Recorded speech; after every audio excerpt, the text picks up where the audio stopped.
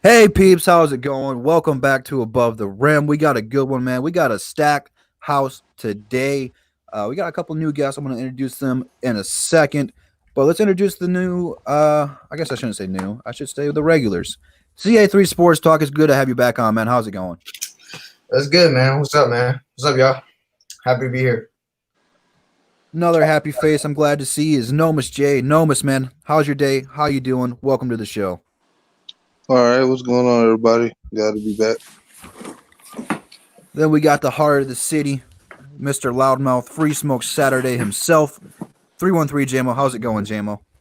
I don't like being called a loudmouth. You hurt my feelings, man. I'm about to get real emotional. It's like, no, it's Free Smoke Saturday. Let's fucking go. And there he is. There he is himself. And then we have two new guys. First time on the show. Appreciate you guys coming out. First, from Twitter and Instagram, we got Dr. Doom Season. How's it going, Dr. Doom? How you doing, bro? Doing pretty good. Thanks How for y'all coming on. doing? Appreciate it. You got more to say? Is that all you got for us? Uh, follow me on Twitter at Dr. Doom Season IFB. Follow me on Instagram at Detroit.za. We'll talk about that Pistons. All right. I'm glad you're on the show. And then we got fellow YouTuber. You can go ahead and subscribe to him on YouTube. You can follow him on Twitter. He is more. I mean, I don't even know how many teams he talks about. He talks about everybody. We got DJ's Raw and Uncut. Man, how's it going, DJ? It's a blessing. This is your boy, DJ's Raw and Cut Truth, giving you that raw content that you deservedly need. I thank you, brothers, for inviting me to the show. Appreciate it, man. I just actually before JMO hopped onto your channel the other day, I just found your channel, so I started watching you. So then I was like, oh, he's got JMO on there, so it's pretty cool. You got a lot of great videos out there. So if you guys are not subscribed to him, be sure to do so, man. He knows his basketball. Speaking of basketball, man, let's just hop right into it, man. Pistons officially, and I should say finally, have brought up Dante Hall from the G League to the main roster. He got a lot of good minutes yesterday. Carl, I'm going to start with you, man. What are your thoughts about the Pistons finally bringing up Dante and giving him a shot? I'm happy. We need to do our like shout out. We need to do Oh, like. yep. I'm so ready to talk hoops. I forgot about my own show. Yeah, man. It's all good. It's all good. Who wants to do it? I got Jamo. shout out to everybody in the chat, man. We about to have a great show today, man. We got a full house. We got Super Saiyan Gamers in the building. We got Xavier Washington in the building. We got Kyle Webb in the building. What up though? We got Milo B in the building. What up though? We got BG in the building talking about D Rose. You know how it is. We got Nochi Stone in the building. We got Jacob in the building. We got D-Map Zoom in the building. Alexander Baez, Dwayne Hogan in the building, man. Let's start the show, man. And make sure you guys like the video. If you haven't liked the video already, let's get them likes up so we can get it out to everybody out here, man. We about to have a great show. Holy wow, this is a throwback. Alex has got the Rivet City Rough Riders logo, bro. I haven't. Those days, man. This 2K, man. I like it. I like the throwback. So back to the topic, Carl, man. What are your thoughts about Dante getting a shot? I'm finally glad he's getting some reps. It's about time he got moved up. I was impressed with what I saw from the summer league, and I was waiting for him to get a shot at the NBA. And I'm glad he got some good minutes, especially he got really good minutes in the fourth quarter down the stretch in a close game. So I'm glad he's finally getting some reps. I'm happy to see him, be on our team, especially with all these injuries and I guess in a down season as well. So yeah, glad to see it. See, I thought once we traded Andre, he'd get called up right away since that was a position that we needed to fill. But nevertheless, better late than never. No, Miss J, man, what are your thoughts about Mr. Dante Hall getting his shot? Well, I think it's a good thing that they're giving him his shot now. At times, I wish it could have been sooner, but the thing is, you can bring a guy up, but what I need you to do is figure how you're going to game plan and use that player. You can bring up all the guys we love around the G League, but if you don't have a true game plan outside, just letting them go out there and play a few minutes, I mean, it's meaningless. It's meaningful, but it's meaningless at the same time. So, I'm happy about it. I need the next game he plays. I need to see the ball being passed to him and seeing what he can do with it. That's kind of where I'm at. I'm not going to say he needs to go out there and put up 20 points a game. He's a different player than that. He needs to go out there and just contest shots, throw some shots, and grab some Yeah. boards. His job's pretty simple. He just needs to go out there and just be an energy guy for us right now. Because with Right. Christian Wood playing the way he's playing, there shouldn't be anybody on this roster right now starting over Christian Wood, which we'll talk about more about Christian Wood later in the show. J-Mo, man, I'm going to go and toss this one back to you, man. What are your thoughts about Hall finally being brought up, finally on the main roster and getting some good minutes? It's about time, but lower the expectations. He's not gonna do much because he's been playing in the G League all season. So I'm just watching his effort. I'm seeing what he can do on defense. I'm not really expecting much from scoring because we don't have a system around him and his play. We just basically throwing him out there and telling him to do whatever he's gonna do.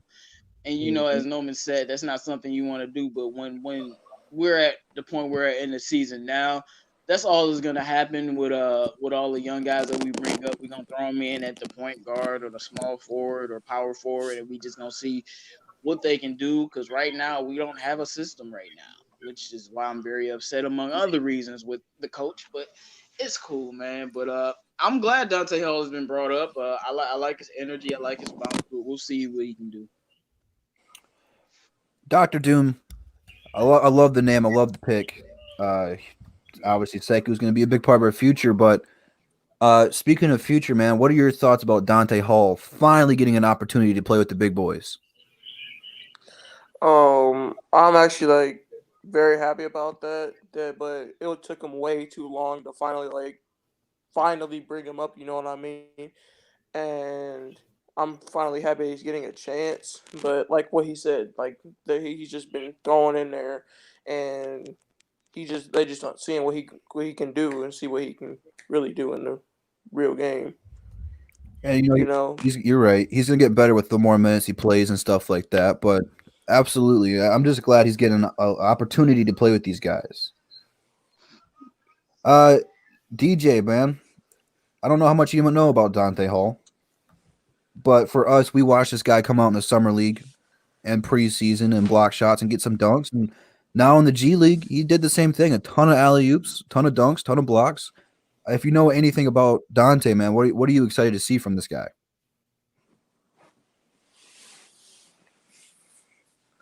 You there, DJ? I guess not. I don't know. Maybe he got his mic muted or something. It doesn't say his mic's muted. Well, okay. Well, nevertheless, we'll keep the show going. Speaking of last night and opportunities, Derrick Rose had a good opportunity last night. Dropped 30-plus points. Pistons went on to win the game. I know a lot of people aren't happy about that. We'll talk about if we were disappointed with that in the next one. Nomus, man, how impactful or how impressed were you with Derrick Rose's performance last night? He was the guy who won us the game last night. How much of an impact did Derrick Rose have in this team last night? How impressed were you with D Rose? I think it's been the case all season with Derrick Rose, from pretty much just based on who he is and what he's been doing for a long time in the NFL. I mean, I said NFL in the NBA. It's just that, of course, he's not the same player he probably used to be, but in certain ways he has improved this game. He's just an impactful player, and when he's out there, you're gonna throw coverages out there. There was at times he was getting double teamed because of what he was doing, and even for a split second, I thought maybe they would slow him down, but he found a way to work his way back together. And the guy is just raw and tough. I mean, you can't coach the stuff that he does. That's what they got him for. He was here to be the sixth man. Based off the star power he still has, but the way the season went for injuries, it just caused us to be in this situation. If he had more talent, we'd be winning team, and he would still have a lot to do with that. So it's just Derrick Rose being Derrick Rose. This is what I'm saying. Dwayne Casey went on to say last night that Derrick Rose is a guy that they can go ahead and put out there on the court right now.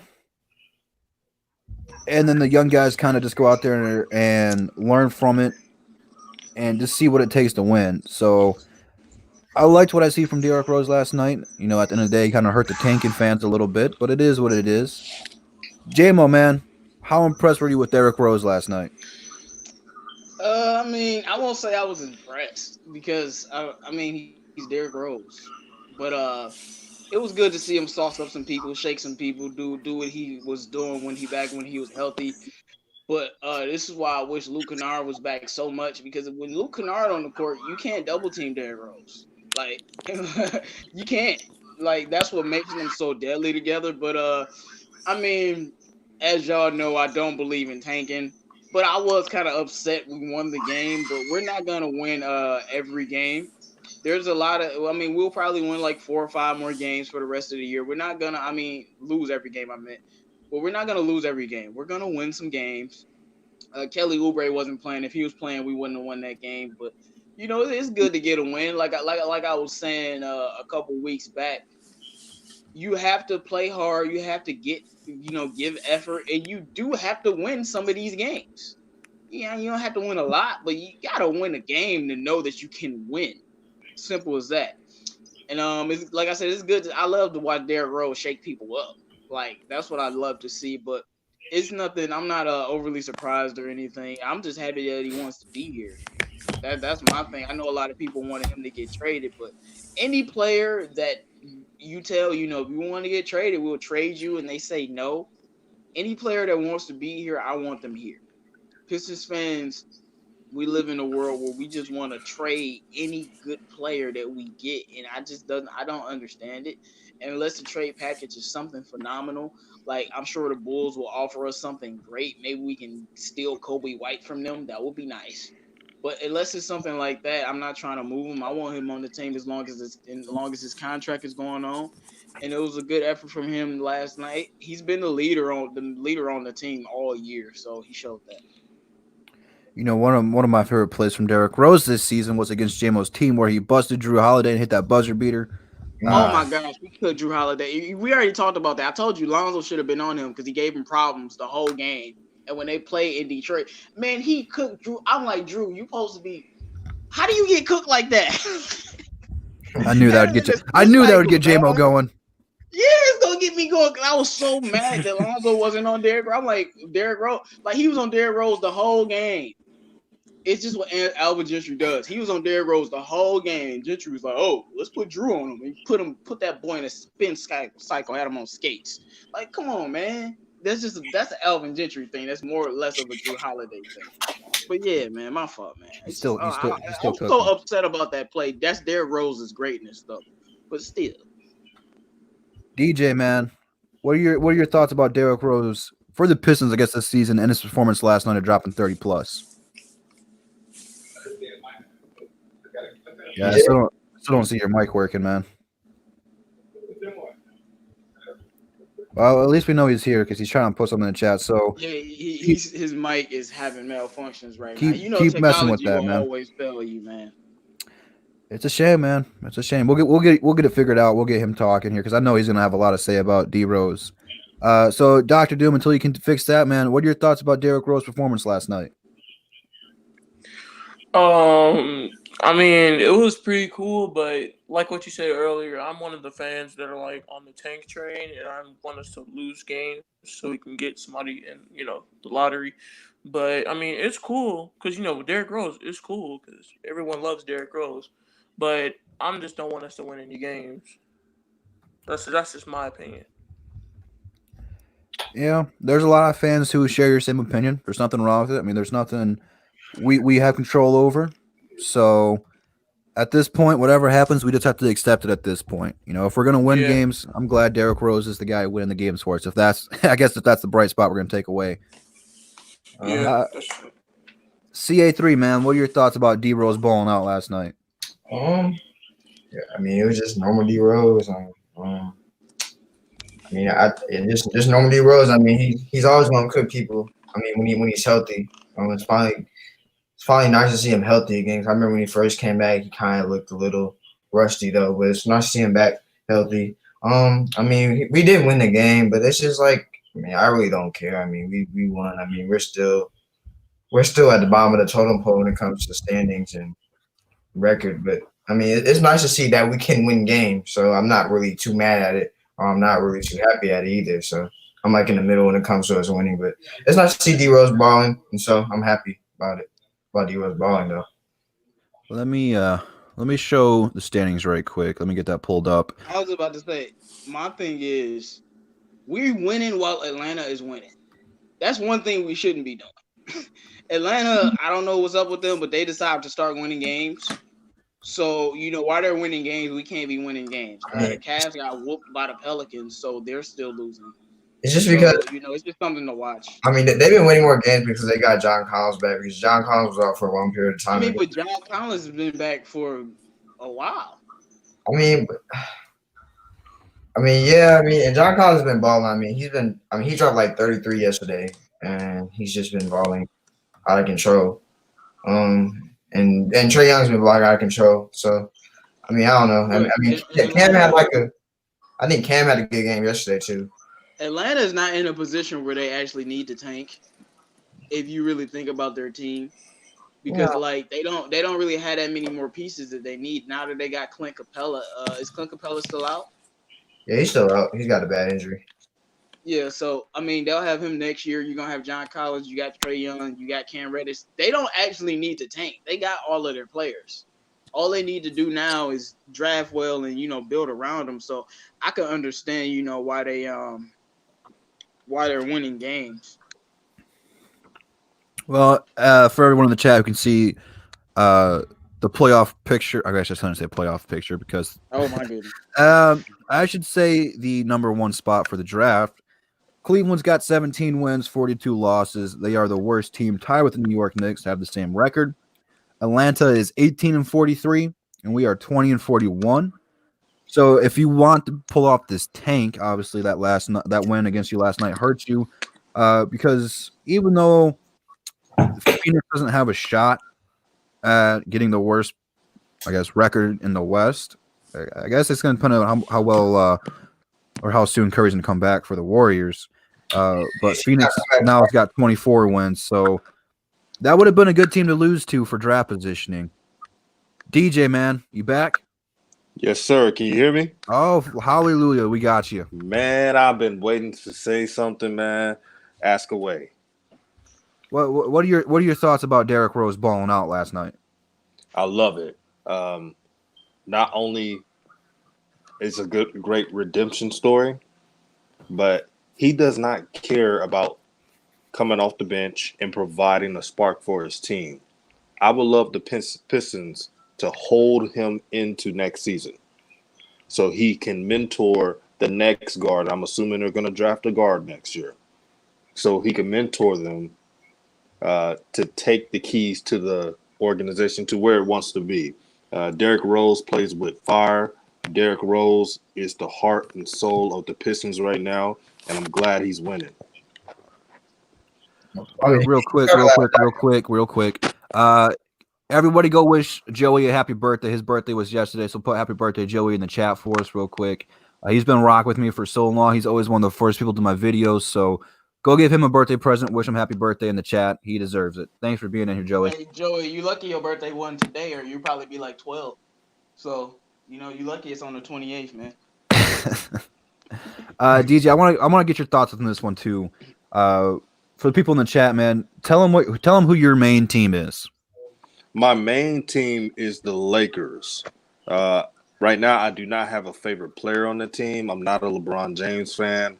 And to be honest, they could win this championship. I'll be happy. It'll be another championship above the Celtics or close to the Celtics.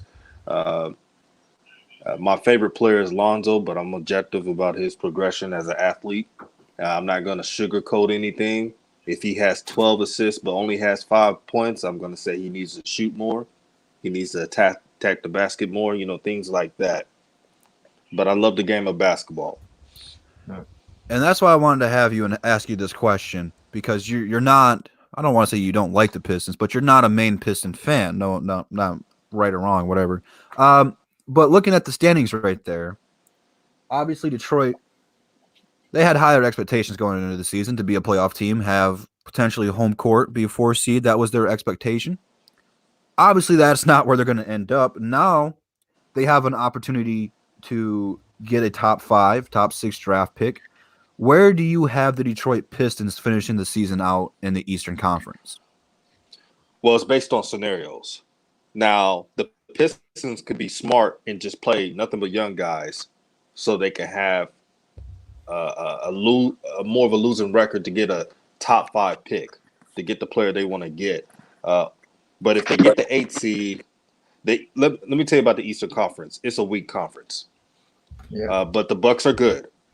The Pistons could easily win a couple of games and get that 8th seed. Here's the problem. Do you want to get the 8th seed just to get trashed by the Milwaukee Bucks? Or do you want to lose more games to get a player like, and I'm not saying because he's a ball brother, but LaMelo, who's a 6'7" point guard. His manager, Jermaine Jackson, is a Detroit native, played basketball at Detroit Mercer, so he has familiarity with Detroit. He trains up there time to time. 313 knows about that. He will put butts in the seats. He's not like Lonzo. He has a scorer's mentality, like an AI mentality. He's going to go all the way to try to win a game. Talks trash. I mean, perfect fit for the Detroit Pistons if they can get him. Killian Hayes is another one who's a good player that's a scoring guard. Both players are 18 years old. So they're going to be the youngest players in the draft. They're younger than what Zion was when he was drafted. So if I'm the Pistons, play all the young guys, play all the Dante Halls and G League players you need to, get that top 5 pick, and you see what works. Yeah. I do want to ask you something about Killian, though. Do you think he's ready for the NBA? Well, he's played top level of European basketball, a physical league in Germany. So I think he has the mental fortitude and the IQ to be successful in the NBA. How tall is he? He's 6'5". I'm talking about like rookie year, because I know our coach. I know a lot of people disagree with me, but we have an idiot coach. I know you love Dwayne Casey, DJ, but he destroys young players and he doesn't like to give them opportunity. And the moment Killian Hayes isn't looking good, he'll send him to the G League for half the season. So that's why I asked that. Like LaMelo won't have that problem because he'll be good enough. Even if he's shooting terrible and whatever, even if Melo's not shooting well, even if his whole offense is bad, he's still gonna be giving you 14 and 7 assists. So he'll be able to succeed. But Killian he's a little bit different. He's a little bit smaller. That's my only concerns about him. I don't know if he's ready for the physicality of the NBA, but I do like him as a prospect, though. Well, the I don't know difference, how much of a scorer he would be though as a rookie either. the difference there is if we go LaMelo, which we're gonna talk draft here in a little bit, but if we draft LaMelo, Dwayne Casey's gonna have pressure to start this guy right away because he's probably the biggest name, man. I've been watching him since we heard about Lonzo, just cooking people in high school, going on different YouTubers and dunking on them. So I mean, like LaMelo has been the guy. Like, oh, he's better than Lonzo. He's way better than LiAngelo. That's not even close. He's got the hype about him. So if whoever's drafting him, they have to start him, whether if it's the Pistons or not. With Hayes, he's not as well known, and I think he's going to be a guy. It's going to take him a couple of years to get his feet wet in the NBA. But he is friends with Sekou. I believe he speaks French too, so he'll be able to actually talk to Sekou that way, and they'll have chemistry right away. His thing, I think that was my point, though. That was my whole point was there's no way you send a LaMelo to the G League, you will get slapped 1,000 times, and he will be dropping 40 a game. Yep. Come on. Yep. But Killian Hayes, like I said, the moment he doesn't look like whatever you want him to look like, Dwayne Casey can use that to send him to the G League. Like, we already know Sekou should have been brought out after the first month at least because he was dropping 20 points a game. He was killing the G League. And he probably wouldn't be going through what he is now because he would have more time to get his legs under him. And with these foreign players, like Melo, I mean, he's played in Lithuania, he's played in the NBA, but he's not a foreign player at all. Like, he was at Spire, balling out, almost averaged triple-double. So, there's no way you mention LaMelo just off of the money factor. Like, there's no way. I don't care how bad Melo playing. The money factor is going, is the reason why he'll be on the team. But Killian's is different. Yeah. Let me ask Dr. Doom this real quick, and then we can move on because I talked to everybody else about this before. But Dr. Doom, you're one of the people who are pro tanking and want the Pistons to go ahead and just lose as many games as possible. You see them sitting pretty at 12. Where do you think they're going to finish this season out, man, in the standings? Doom? You there, Dr. Doom? I guess not. I think they're gonna finish this season probably lower. Probably they're lower than Atlanta. Probably. I know they're probably gonna be lower than Atlanta because they're still trying to get wins, but I know they're probably gonna be in the air team. They're not gonna go up because they're trying to tank. So I'll say around 13, 14. You know, anything is possible with this team. We don't really know what to expect of them anymore. So let's continue. Go ahead. My fault. I was about to say, as long as I know y'all be killing me with the Luke Kennard, but as long as Luke Kennard is out, we ain't winning no games. Derrick Rose will win you one game every 8 games. But if we had Luke back, I think a lot of Pistons fans would be upset because we would be winning some of these. Because like, if y'all watch the last games we've been in a lot of close games, even though we've been losing. But we just don't have enough scoring. We don't have enough defense, and it's not just Luke. It's about the spacing. Everything changed. Luke and Svi on the court, like, oh my goodness, and Svi has been playing well still. And like it's just another dynamic, and that's why I think I know we're gonna get to it, but I ain't gonna say it. But with Luke, I think they might be holding him out because they ain't trying to win no games. That's what I really think. But I do think Atlanta will finish better than us because, like I said earlier, they don't have a reason to lose games. You got Trae Young, you got John Collins, you got Cam Reddish, you got Hunter, you got Huter, you got Capella, you got your squad. You need to start to focus on getting a winning culture. But the Cavs and the Knicks will definitely finish worse than us. So let's stick with the Ball family because at this point, you know, in our standings, we have a real shot at getting this top 5, top 6 pick, depending on how bad the lottery wants to help us or screw us. LaMelo is a real possibility, guys. And like I said, I've been watching this guy since I heard about Lonzo, and then I started watching LiAngelo. I was like, and then I watched LaMelo. I'm like, this guy's gonna be good, man. He's gonna be good. He just needs to bulk up. That's really his only downfall physically. He does force a lot of bad shots. He does like the cherry pick. How committed defensively is he going to be? How well is he going to be defensively in the NBA? But nevertheless, he'd be a big name, draw tickets. You would have Blake Griffin, Derrick Rose, and LaMelo. You know, people across Detroit and people who have, you know, you can watch it now, even though the Pistons suck. You got people from Chicago, Wisconsin, Canada coming to watch the Pistons just to watch Derrick Rose. He has that kind of an impact. With the healthy Blake Griffin, healthy Derrick Rose, and LaMelo, I think it'd be safe to say that LCA would sell out almost every single game just for people to come watch those players. So we'll go across the panel on this one and continue the conversation. Carl, how much of an impact, good or bad, would LaMelo have if he did get drafted by the Detroit Pistons? I mean, if he got drafted by the Detroit Pistons, I mean it would be good for money and great for our just future as a team. So I mean, he would have huge impact on the Pistons. I mean, when it comes to, I mean, I guess from a money standpoint, and like I said, from a team standpoint. So yeah, huge impact. Nomus, man, how much of an impact would a player with LaMelo's name, skills, etc., have for the Detroit Pistons if we did go ahead and draft him?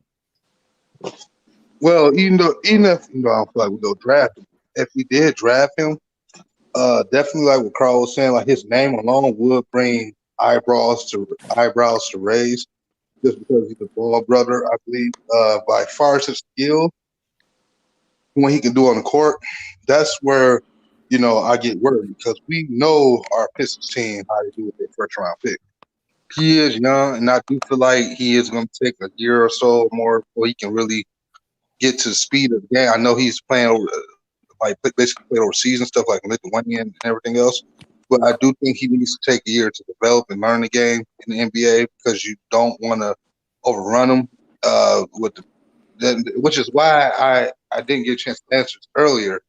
I'm kind of in the middle about the whole tanking thing because, yeah, I do want them to lose, but granted, I do want the team to play as far as they can because they do have guards on this team. Like can hold the point guard position down, but they don't get the opportunity like Kai Thomas and even Darrell Walton yesterday, who played okay and helped ball movement. And it's like we need somebody with some experience to start right now while we wait on him to develop. Let's say we were to draft him or wherever, regardless whoever we draft, that can play first. So that's just where I'm at. I'm in the middle, but I'm not against drafting LaMelo. I think he would impact the city with him, Derrick Rose, and Blake. But as far as playing time, I think they're going to Pistons. That's the best way. You know, I think that's part of the reason we didn't trade. trade. I think that's part of the reason we didn't trade Derrick Rose. Is Derrick Rose is a player that several players around the league respect, especially rookies coming in there. You know, that's probably the only person we could say we could start over LaMelo if we did draft him was Derrick Rose, and Derrick Rose would take him underneath his wing. There we go, and show him the ropes of the league and what it takes to be a superstar. And I think Derrick Rose is really starting to embrace that role of helping these younger guys on and off the court. So I think that's part of the reason we didn't buy him out or trade him is whoever we draft is probably going to be a point guard, rather if it's Hayes or Melo, whoever. However, Derrick Rose is going to be the guy to kind of help mentor that player.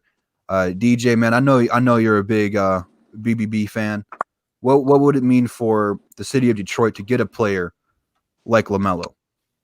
Well, I got a nickname for LaMelo Ball. I call him the stimulus package because he's going to stimulate everything that Detroit needs.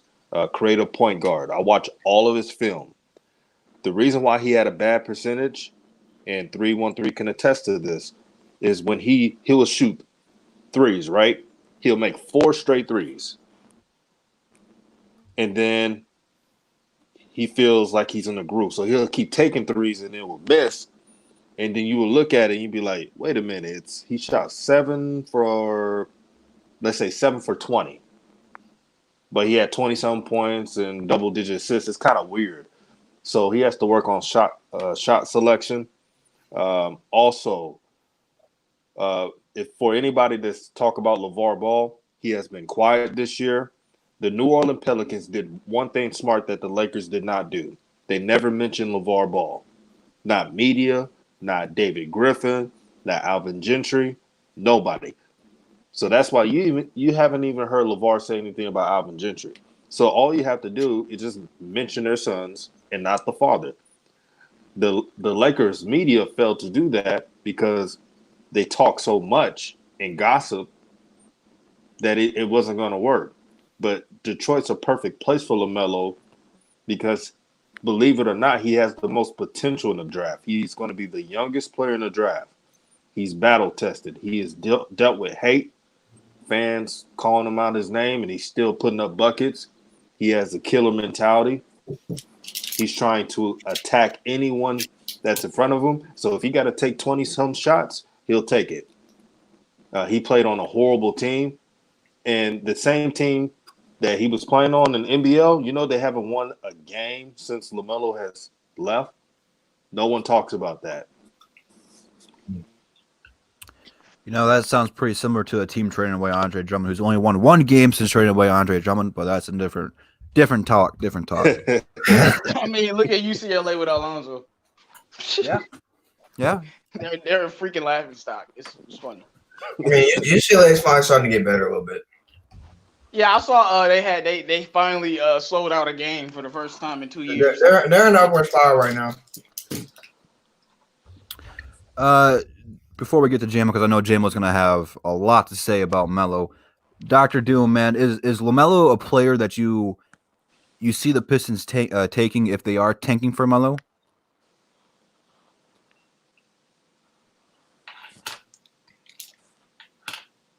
All right, JMO, I guess it's your time to shine, man. What would it mean for Detroit to get a player like Melo, and would it work? Yes. Oh, he's back. Go ahead, man. I think at least Killian.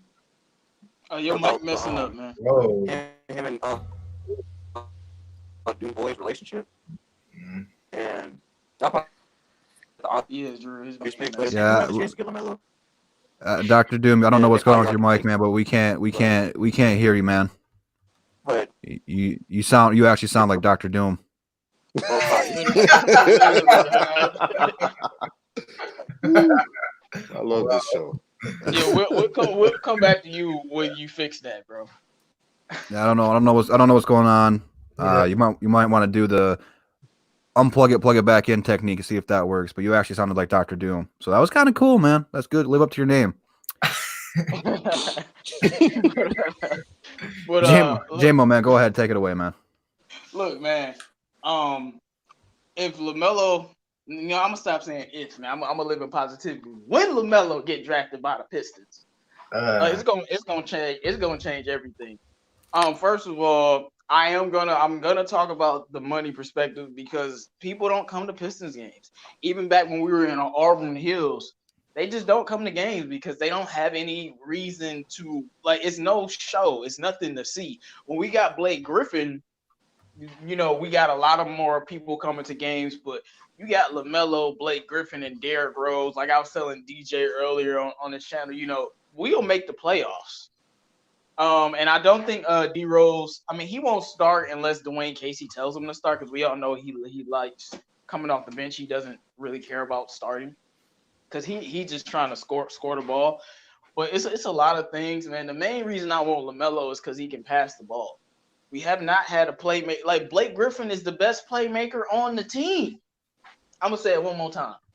Blake Griffin is the best playmaker on the team. He is a power forward, and he is not Nikola Jokic. That is a travesty, and that's no offense to Blake. Great playmaker. But unless he's Jokic, your power forward or center should never be the best playmaker on the team. That's pitiful. Now you could say, maybe D Rose challenged him for that a little bit, but I don't know about that. It depends. But I want LaMelo because he can pass the ball. A lot of these players, Trae Young, Lonzo, LaMelo, Ben Simmons, no matter what you think about them, all of them are successful because they could pass the ball. If they couldn't, they would struggle more in the NBA. And that's all the players I just mentioned. But passing the ball is a very, very good attribute. And LaMelo can pass. He has vision. That's the main reason why I want him on the team. Because now sadly, Drummond's gone. But now you have somebody that can set up Christian Wood, set up Blake Griffin, set up Luke Kennard, can get to the rim and draw fouls. He has a nice offensive game, very good handles. I am worried about his shooting. I think he needs to change his shot, just like Lonzo did, because he is a volume streaky shooter. Like DJ said, he'll get hot, but then he'll just keep shooting. His shot selection has to heavily change. I remember when Trae Young came into the league his rookie year, his shot selection was terrible. And then when he got better in the second half after All-Star break, he started to minimize his shot selection. His shot selection is still questionable, but he's making them. So we're not going to say nothing. But, he has to fix that shot selection. And Melo isn't a selfish player. He gets his teammates involved. He passes the ball. But it'll make the team better, completely better. And you'll have a playmaker and you'll have another scorer, and then you got a 6'7" guard. So regardless of if he's a good defender or not, you still got that size that you can put on some guards. And then it'll be great for Sekou because he'll finally have somebody that he can work with, making him a better basketball player. LaMelo, he makes players around him better. And it's mainly because his ability to pass the ball. We know he can score and he's dynamic in that area, but he's a playmaker and he makes his teammates better. And like I said, we get Melo and everyone's healthy, we're making the playoffs. I don't have no doubt. I mean, people forget how good Blake Griffin is. I know there's some people out there that think he's gonna fall off a cliff.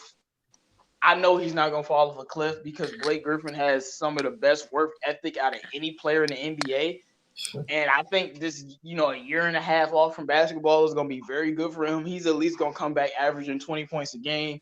You're going to have a healthy Luke Kennard probably giving you 18 a game. You're going to have Derrick Rose giving you 18 a game. Then you got Christian Wood. You're going to have a better version of Sekou. And then you would have LaMelo. And then you still got guys off the bench like Bruce Brown, Dante Hall, Kyrie Thomas, things of that nature. I think it's just the perfect thing that can happen to us, which is probably why it won't happen because we don't get things perfect in Detroit. But it would be the perfect situation, man. It would be the perfect situation. I've been trying to get Lonzo on this team for the longest, but the Pistons ain't about that life. But if we get LaMelo, that's more than a consolation prize. That's a great boost. I don't know Dr. what Doom, that is, man. Dr. Doom, is your mic working? bro. Yeah, can you hear me? Bro, yo. Oh my gosh, man! Shout out to everybody in the chat, man. If you haven't liked the video, make sure you like the video, Hey, that'll do, man. bro. That background, bro. Bro. I don't know what's going on. Yeah, man. I don't know what's going on. I'm looking at some of the comments. They talking about getting Wiseman. That's something we'll talk about later. I'm getting a point. I'm getting a point guard first. Like I'm just sick of us not having a point guard. Like how much longer are we gonna go without a point guard? Whether it's LaMelo or Killian Hayes, you got to get your point guard. You know, and it's nothing against Wiseman. Wiseman's going to be a great player, but you just traded away Andre Drummond because that wasn't working, and you're going to go right back down the same path with that one. In today's NBA, you get the point guard, man, and then you can build around that because you got Christian Wood. Christian Wood, we're going to talk about this probably the next topic, is going to be a great player. I mean, I don't know if it's going down the same path because James Wiseman and Andre Drummond are totally different players. I mean, with James Wiseman, he's more of a face-up guy, and he can spread the floor, and he's more of a post guy. I mean, Andre, he's really just a dirty work big. I mean, he's like a old big, but I wouldn't go James Wiseman because I feel like Christian Wood and James Wiseman have a similar skill set, but James Wiseman is just a little bit taller. So, speaking of Christian Wood, if he keeps playing the way he's playing that next year, you know, it's going to be impressive because, like J-Mo was hitting it at, we're going to have a healthy team going in the next season of Luke Kennard and Blake Griffin. Do you guys think that Christian Wood has all-star potential heading into the next season? No, Mr. J, I'm going to start this one off with you, man. What are your expectations for him next year? I at least expect him to be basically what he was this year. I mean, it's been some consistency there ever since before he became a Piston that he could be very explosive when it comes to scoring the basketball. He's a good defender. Has his moments where he doesn't have always the greatest game in the world too, but I mean, he's a young player. I don't know if I'm going to put him far as how high I'll put him in the All-Star. At best, I could say he could be in the young talent session where he was at this year, but I honestly feel he should have been there this year too. But I can understand. I think he'll just grow. If I'm Christian Wood, though, I'm adding more strength to my body though, and adjusting to that style so he can play a little bit more stronger. You know what I'm saying? Because I know it's like even yesterday, a lot of our bigs struggled against, Ayton. I know Ayton is a very talented big, but still, I can tell a lot of those guys need strength, and he's on there. So that's what I would do for Christian Wood. I think he has a lot of potential to be even better than what he is, but it all depends on where he builds off from this season and what he does in the off season. I think he has a lot of untapped potential, more than what we've seen. DJ, man, I know you watched the Pelicans. I don't know how much you watched of them last year when Christian Wood was balling out over there. He is a very explosive, fun to watch player, man. What are your expectations for this guy moving forward in his career? Yeah, I'm going to go out on the limb and say that Christian Wood would be averaging a double-double, either an all-star reserve or a fringe all-star. I like his skill set. The Pelicans should have never given him away. Never. Instead of using Christian Wood, they got defensive slouch guys like Jahlil Okafor coming off the bench, thinking it up on defense. That's another subject. But let me keep it raw, man. Christian Wood is what you look for in any player. A player that all he needed was a chance. And he's showing the world that he's ready for the next stage. He has a three-point arsenal. He's long. He's very versatile. He could guard different positions. And I believe his potential is not even close to what I think it should be. Yeah. I think with another offseason and focus, He should have a big year. Yeah. CA3, man, I know you like watching Christian Wood, man. What are your expectations for this young man's career going forward? Um, I expect Christian Wood to be an all-star eventually, but I don't expect him to be an all-star right away. I think, especially since he plays for the Pistons, I don't think he's going to get the amount of respect that he should have. But I think I think he'll probably average a double. I would say I'll give him about I'll say he may average about 18 or 19 next year and about 10. I expect him to play well. My only problem with Christian Wood sometimes is that he struggles guarding the five a little bit because he's not strong enough. I mean, I think I want him to bulk up a lot more because I think that's the main reason why he's gotten cut by some teams is because his defense because he can't guard the fives a lot of times. I feel like he's really a four right now. But if he bulks up, he could possibly be a more of a five. But I want him to I want to really bulk up this offseason. I think I'll give him 2 seasons. I think he'll be an all-star. But I think next season he could possibly be a fringe all-star. But I wouldn't quite. I don't think he'll quite be all-star reserve yet. But I expect him to ball out next season with an increased role. Before I pass it to Jim, I'll give my 2 cents on it. You know, I think that this year with Blake Griffin being out, it's really give us a good taste of what we can expect next year if we will hold on to Blake Griffin and don't trade him in the offseason, which I think will be extremely hard to do. But you're going to get a healthy Blake next year. I don't think we'll have to rely on Blake Griffin as much, depending on who we draft, because Sekou, even though he's struggling right now, which we'll talk about him in a minute too, he's going to come out and play better next year. He's going to have a year of experience. He'll be more comfortable, have a whole year in the offseason to know he's going to be with the Pistons and not the Grand Rapids Drive. He'll probably play in the summer league. He'll get a lot more looks in the preseason. He'll be more comfortable and be better. Christian Wood's balling out right now. I expect him to do the same thing next year. I think Blake Griffin won't have to have the ball in his hands as much next season. He won't be relied on as heavily. So now you can save Blake Griffin's minutes next year for postseason because the East is still going to be terrible, and we'll be right back in the conversation of being on the edge with a more competitive younger team. So I think it's better for Blake Griffin that he's balling out, and he's going to have a lot more opportunity. I think he has a lot of potential to be an all-star. Look at what Bam did in Miami of taking that huge jump, certainly in the conversation for most improved player of the year. He's worked his tail off to get where he is at. I don't expect the Pistons to take that jump from one of the worst teams to one of the best teams like Miami did. But looking at how impactful Bam has been with Jimmy Butler, I see Christian Wood taking that kind of a jump in his stats next year of really starting out as a starter and not coming up to back up Andre and not to have a battle with Thon Maker. That sounds crazy saying that now, but I think he'll be more comfortable in his role too, and it's going to work out for the best of those 3 guys. Even though Blake is back and we're paying Blake all the money, you got 3 young guys, or I guess I should say 2 young guys, and Sekou Doumbouya and Christian Wood who can help limit Blake. So if Blake needs a day off, you insert one of those guys, and the production doesn't drop off between the 2 of them. J-Mo, man, what are your thoughts about Christian Wood's young career so far and moving forward? Well, young career so far, he's a beast. And you know what's funny? Because I remember I told y'all this before. When the Pelicans talks were getting really heavy, and I thought that Lonzo might be traded mid-season and Bi might be traded mid-season, I started to go watch Pelican games. I watched like the last 12 games, and Christian Wood was averaging 26. Like he was killing people, and a lot of people might go, it's garbage time minutes, and ain't nobody playing serious. Look, man, you average 26 points a game over 8 games. It's not a fluke. It just can't be, especially the way that he was doing it. Now with all the opportunity, he's averaging like 23 right now, somewhere in the 20s. I really don't know the accuracy, but I know he's averaging over 22. Like he's averaging a lot of points, and it's not a fluke. When he was coming off the bench, he was giving you 15 a game. He had a lot of double doubles. Christian Wood is top 5 in the NBA in dunks.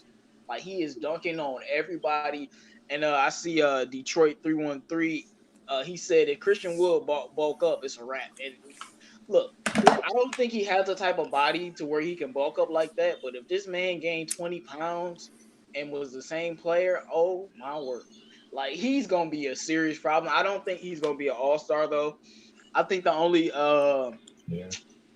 well, if we get LaMelo maybe, but the only players that have All Star potential was Blake, Luke Kennard, and Derrick Rose.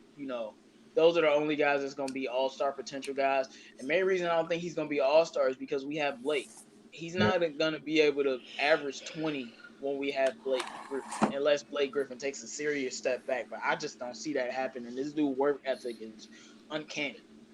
So, we just gonna need him to. I don't know. I don't even know if he'll start. He might start. I'm not. I don't know yet.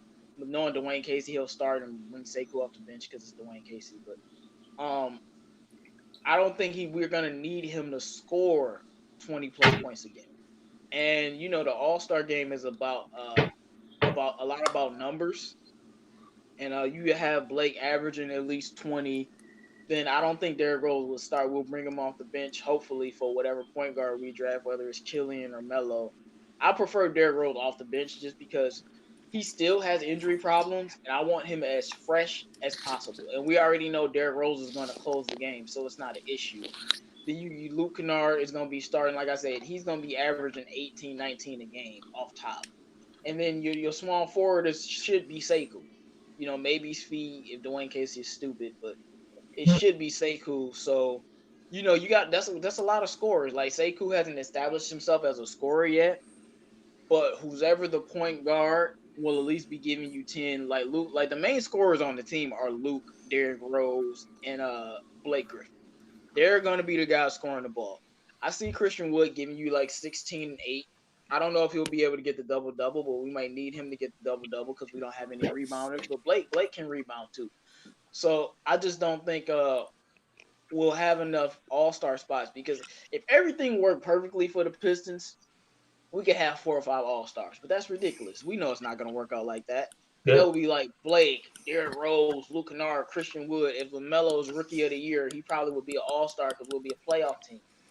But, it's just a lot of things. But I think we'll have 2 all-stars next year at most. Maybe Luke and Blake, maybe Blake and D Rose. Like I said, if Melo is the best rookie next year, that's a big if. We don't know what's gonna happen, but because Anthony Edwards is, oh my goodness. But so if he's the best rookie, I'm definitely sure he'll be an all-star his rookie season. Because he probably be averaging like 17 and 8 if he's the best rookie, and then we would be a playoff team. So I just don't think he has enough opportunity to be an all-star. It would have to be like if a team was built around him and we were a playoff team. But you bring your Blake Griffin back, he'll be giving you similar to his bench numbers, but it'll be more consistent. Real quick, man. Tony, thank you for the $1.99. I appreciate that, man. Every super chat and donation helps, especially with this new truck payment. So I greatly appreciate it. His question, just real quick, everybody on the panel can go ahead and yes or no it. He said, will Blake be better defending the 5 himself? CA3, go ahead and start with you. Are we comparing him to Christian Wood or him and Christian Wood? Well, I would imagine next year Blake would probably start the 4 and Wood would start at the 5, unless we go out there and sign a center. We'll probably start. We're gonna start Christian Wood at the 5. I mean, Blake has never played the 5 in his life, so I doubt we'll. Blake at the 5. Blake's not a defender either. No, he's not. If Blake is defending the 5, that's like Luke Kennard defending the 4. Like, are you crazy? Exactly. No, Christian Wood will have to bulk up. I don't know how much he will, and he's gonna be defending the 5. I would defend the 5 by committee. I mean, I'm kind of scared though about that though, because I don't like that. I don't like that on defense. Christian Wood and Blake Griffin starting. I don't like that on defense. I'm sorry, man. You have to give up something. That no team is perfect. Because they'll probably be getting killed on defense, but what's gonna happen on offense when Christian Wood can stretch the floor and you got Blake, and Blake can stretch the floor and you got Christian Wood? Then you got Derrick Rose and Luke Kennard and Speed on the wing. Then you got Sekou driving to the if we look at the Pelicans, they're not a good defensive team, but they're a top 4 scoring team. It's possible to work out that way because it is not ideal to have Blake and Christian Wood, but that's why Sekou is gonna have to become that defensive stopper. I mean, we can look at what the Rockets are doing too. I mean, they got a 6'5" dude at center, but They got some defenders though. Covington and yeah, PJ I mean, but Tucker. Covington and PJ, I mean, they're defenders. I mean, but it's just, I mean, it's not ideal guarding having a 6'5" guy guarding the center all the time. But I mean, it works on offense. I mean, we see MVP Russ again, and we're seeing, I mean, Harden kind of taking a step back, but we're seeing Russ kind of get back to his MVP season. I mean, so I mean, it works out on offense, and If you can score, scoring cancels out everything. Yeah, I know Golden State has been a good defensive team most of the part, but Golden State cancel out anything with scoring. So if you can score, you can cancel out anything. Yeah. Let's keep the show moving. We've been talking about Sekou a lot, and there's a lot of people who they either like Sekou or they don't like Sekou, and a lot of guys haven't been wooed by Sekou. He's been struggling of late. You know, the first 5 games that he actually got an opportunity, he blew everybody away. And outside of that, you know, his coach has said he needs to go out there and get more girls and go out there and have some more fun. Should be having the time of his life. He's been struggling on the court. I'm gonna start this one with you, DJ. What do the Pistons need to do with Sekou, man? A lot of people want to send him back down to the G League. Do you think that's the answer for it? Absolutely no. Hell no. I'm gonna tell you why. Number one, what do you have to gain by sending Sekou to the G League when the Pistons are below 500? Yeah. That's stupid. Let him play through the pain. Let him play through the highs and lows, and he'll grow next season from it. He has a lot of potential. He's the youngest player that was drafted this year. Let him grow as a player, and if they do that in due time, Sekou will eventually be an all-star. I believe he has all-star potential. I'm not saying it just to bloviate him as a player. I'm saying it from what I've seen. The highs and the lows, the good games and the bad games. He's very athletic. He's long. The Pistons have some pieces on their roster that fits with his skill set, and he fits with theirs. Next year, I think they'll have one of the longest teams. If they draft who I think they'll draft, they'll have one of the longest teams in the NBA. So long and athleticism, they could be like the baby Bucks next year. They have shooters and Sweet. So let him play this out. Don't send him to the G League. Don't like it. I understand if the Pistons were the 5th seed or the 4th seed, and they had a lot of veterans, and you're like, hey, you might as well get them some run in the G League. But this team is not winning anything, so let him play it out. Indeed. Do you think he's a 3 or a natural 4, DJ? Tweener. Which one do you like? Which one do you like him better? I'll say it like this, because every team is different. Who the opposing team they play. If they play a small ball unit, 4. If they're playing teams that have big 5s and 4s like the Nuggets with Jokic and those kind of players, then a 3. So it's all about matchups. If they're playing the Clippers, 4. 4, of course, 4. If they're playing the Lakers, the Lakers have the top, probably one of the top 2. Said 3. Yeah, he will have to play the 3. We had him defending Kawhi Leonard and Paul George, and he was doing pretty good. And he defended LeBron James and did solid. So so it just depends. Yeah, like Unit 2 said, Tweener's working in today's NBA. It's just all about matchups. We know that the Clippers are not one of the tallest teams in the NBA. So that's why I said 4 for him if they play a team like that. But if they play the Lakers, where you got 2 7-footers, and then you got LeBron James 6'8", 6'9" at the 3, you put him at the 3. And again, for everybody in the chat, DJ, he rocks with the Lakers. He is not a Pistons fan. I'm not saying that he hates the Pistons, but this is just a different viewpoint. So, again, thank you, DJ, for coming on the show. It's good to get a different viewpoint and from different people around the NBA. And shout out to everybody in the chat. We got about 50 rocking with us. Make sure you hit that like button and check out the description. Links to every DSA member in the description. Go sub to DJ. He also has a YouTube. He talks a lot of basketball. He knows his stuff. So go check him out definitely. Nomis, man, do you think that the Pistons need to go ahead and either keep Sekou up or send him back down to the G League? Because a lot of people in my comments, I don't know if you guys check it out. A lot of these guys are crazy, man. They want to send Sekou back down to the G League. Do you agree with that statement? Yay or nay? How about nay?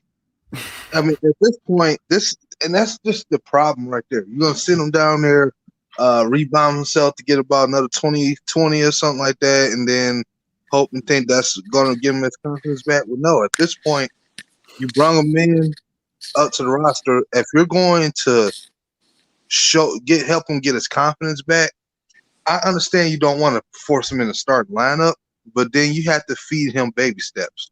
This has to be a way they need to use him to get him more comfortable. It can't just be simply, oh, well, because you can start him and bring him off the bench. He'll probably still play like he's not comfortable.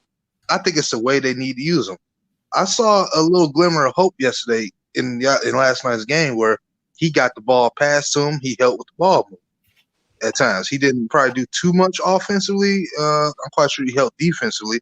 But I know for a fact, if you can get him at least in ball movement and let him grow with the roster, that would help him get more relaxed and comfortable. And I think we can get back to what he was doing when he initially got brought up. I don't think the whole G League thing, I mean, at some point, you can't just leave a guy down there forever. At some point, you got to put him around high-level NBA talent and, and find out what's the best way you can get the most out of him.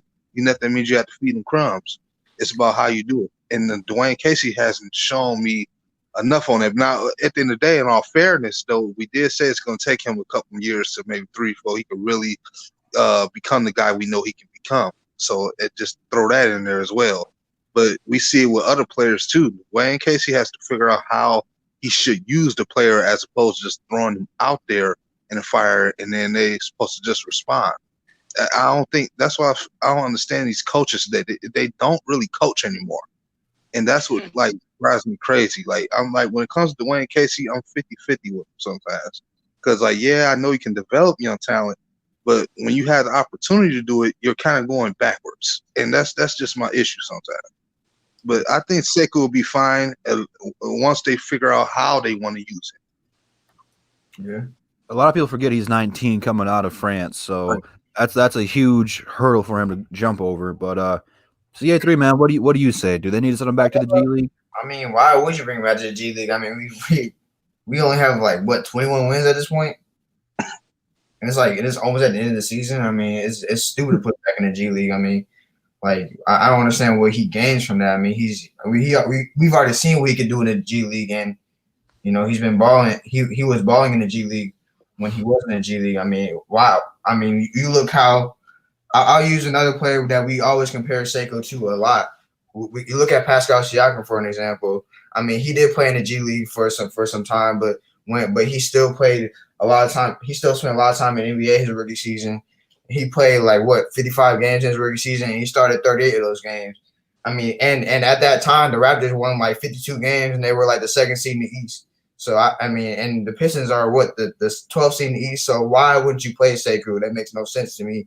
And that's just Dwayne Casey being stubborn. I mean, you gotta play young players, especially when your team is not winning. So they're ready for the future, and they're ready to play. And they're ready to play when they're needed to play. I said the same thing for Andre Drummond when we had Andre. Watch what the 04 Pistons did with Chauncey Billups and Big Ben. Big Ben was not an offensive player. He was a defensive juggernaut. But in order to get a player like that engaged, Sekou's a young talent, hasn't got his feet wet yet, give him an easy opportunity. And it starts with the floor general and playmaker, which we don't really have. Derrick Rose is a great point guard, but he's a scoring guard. You need a guy who can set Sekou up to start the game out, get his confidence going, and get him boosted. And I think that will solve a lot of his problems. And that's the most important things with these young players like that is confidence. Confidence is key. And you look at the freedom Trae Young and Luka had last year. They were able to pull up a crazy amount of step backs and just 40-footers behind the arc and just literally heaving them. They had the reins off of them were just they didn't even have any reins. They were able to just go out there and be themselves. Look at Zion and the freedom he's got. They're throwing him lobs from half court. I mean, it's crazy. You look at Sekou. He's got a lot of restrictions on him right now. He's not allowed to be Sekou yet. So I think that's a problem. But Jim, I know you got a lot I'm about to to say go on this in. topic, man. There's a reason I saved you for last on this one, man. Take it away, Mr. I'm Jim. about to go in first. I will say, if he had Lonzo, oh my gosh, that's why I want LaMelo so bad, because like with Zion getting them lobs, that would be Sekou getting them lobs from Lonzo. He needs a point guard that passes the ball. Like you said, Derrick Rose is a great point guard, but he's a dribbler. He has to dribble to get his shot. He's not a shooter. And he definitely can throw some dimes, but like it's just different. He's a scoring guard. He's looking for his shot first. That's why you need a guy like Killian Hayes, a guy like LaMelo, a guy that's gonna get him involved in the game. And look, I'm so sick of Dwayne Casey. Y'all know I've been on this for a while. I am sick of this man because I've seen him do this before. I will never, ever, ever forgive him for starting Bruce Brown over Luke Kennard. Ever. This guy, I don't know what it is, but he plays favorites all the time. Luke Kennard was clearly a better basketball player, like clear as day. Had Bruce Brown starting over him. Started Luke Kennard.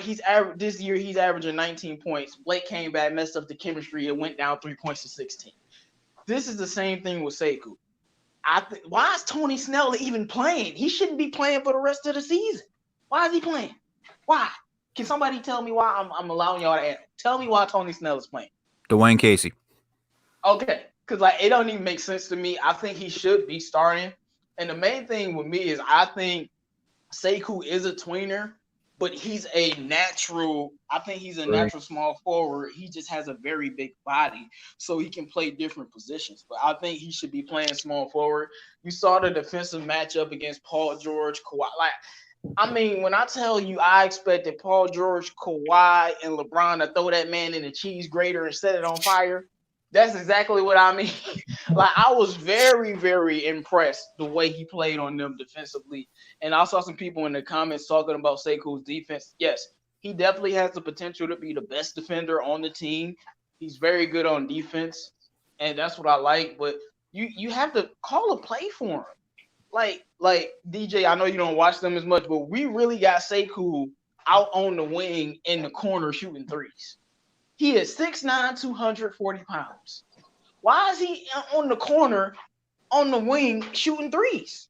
Mm. And that's what we did. It's like we play him as a force 75% of the time. We play him like he Kevin Love or something. And it just doesn't make any sense to me. Why? I know Sekou can shoot threes. He's a special player. He can shoot the ball. But I don't want him on the wing. If you want to play him like a forward, then play him like a forward. Get him some opportunities to score in the post or something. But they don't do that. You don't call any plays for him. And he's just out there drifting. Now, this G League thing, if Dwayne Casey send this man to the G League, I'm going to have to meet Dwayne Casey myself. And we're going to have to talk. Y'all know I work there. I'm going to have to go talk to someone higher up. I need to talk to Dwayne Casey, for real. Because this man, I'm going to snap on this man. Sending him to the G League will be the worst thing imaginable for this main reason. If he goes to the G League and balls out and it comes back to the NBA, it isn't good. That's going to destroy his confidence more than now. Could you imagine getting sent back to the G League? Yeah, man, I'm cooking people 25 points a game. You get back to the NBA and Giannis is dunking all on you. How would you feel? You're going to be like, dang, maybe I don't even belong here. That's exactly what is happening. Yep. And I just feel like Dwayne Casey, I'm sick of this false narrative that he develops young players. I'm not buying it, man. I'm not. Kyle Lowry is the only person that I seen him really develop, because Kyle Lowry was a nobody. And like I already said with Siakam, he jerked Siakam a lot, didn't give him a lot of minutes, and we saw Siakam blossom when Nick Nurse finally gave him a real opportunity. OG Anunoby, Nick Nurse gave him a real opportunity, and we see what he's doing. I feel like he's living off the clout of what he did with the Raptors, and my point is, it took him 5 years to get the Raptors. You really want to wait 5 years to become that good? Really? I'm not waiting that long. I think you need to upgrade at coach, and I'm going to keep saying it. And we had Luke Kennard coming out in the media like, I should be starting. And then the Wayne Casey response is, I want him to feel like that. Dog, I should slap you. Why isn't he starting? Like, really? It's just, I don't understand what he's doing with these young players. It's just not making sense to me. He plays favorites too much though. That's all. I mean, You say he plays who too much? I say he plays favorites too much because I remember. Go ahead.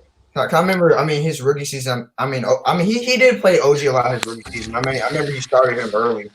I mean, and he played. I remember down the stretch he played. I mean, in that Cavs game where LeBron hit that impossible shot on him.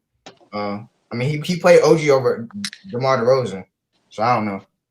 Yeah. Oh my goodness. Tony sent another $1.99. Hold on, Jim. He sent another $1.99. Appreciate it, Tony. You're making that truck payment a little bit cheaper each and every single time. I appreciate that. He said he dissed a 19-year-old foreign player in the media. Yeah. DJ, I'm gonna fill you in, and you can say something if you want. He's been doing the Luke Walton Lonzo rookie year thing. Like, he's been attacking Sekou in the media. Like, when Drew was making a joke. Now, basically what he said was, and I'm going to be nice, he said, I want Sekou to go out. He should be having fun in the NBA. He should be having fun. He should be going out and getting girls. He should be partying. What? Luke Walton is the worst person in the league.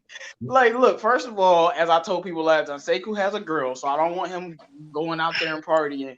And then that was just one thing. He said Sekou wasn't playing well, and then Dwayne Casey was like, well, maybe I should just send him to the G League. I'm like, what? Like, and then I can't remember the third thing he said, but like I said, it's like Luke Walton and Lonzo. Like, he been coming at this man in the media, and he's a 19-year-old kid from France. He's not even American. And I just don't when I say I don't understand, I really don't. Why are you treating Sekou like this? What has he done to you? Like, do y'all got some hidden beef? Like did he say he don't like your mama or something? Like, I don't know what he's done to deserve to be treated like this. Yeah. Like, throw him out there and give him as much opportunity to fail as possible. Yeah. You gotta let him go out there and fail, because that's the only way young players get better. When Milwaukee had Giannis did not have a great rookie season. He had some highlights. He showed some flashes, but he was out there playing like garbage a lot. Look at him. And it's not just Giannis. It's plenty of players. You have to let players, especially when you got 20 wins, you got to throw Sekou. Like I said before, Sekou should be playing at least 30 minutes. But if that's too many for him, he should be playing 25 minutes a night every game. There is no reason why he shouldn't be playing that many minutes. But instead, he's playing 15 minutes here, 30 minutes here. It just doesn't make any sense. And sending him to the G League will make me call for Dwayne Casey to be fired. Like, I'm already having beef, but I know he's a good enough coach.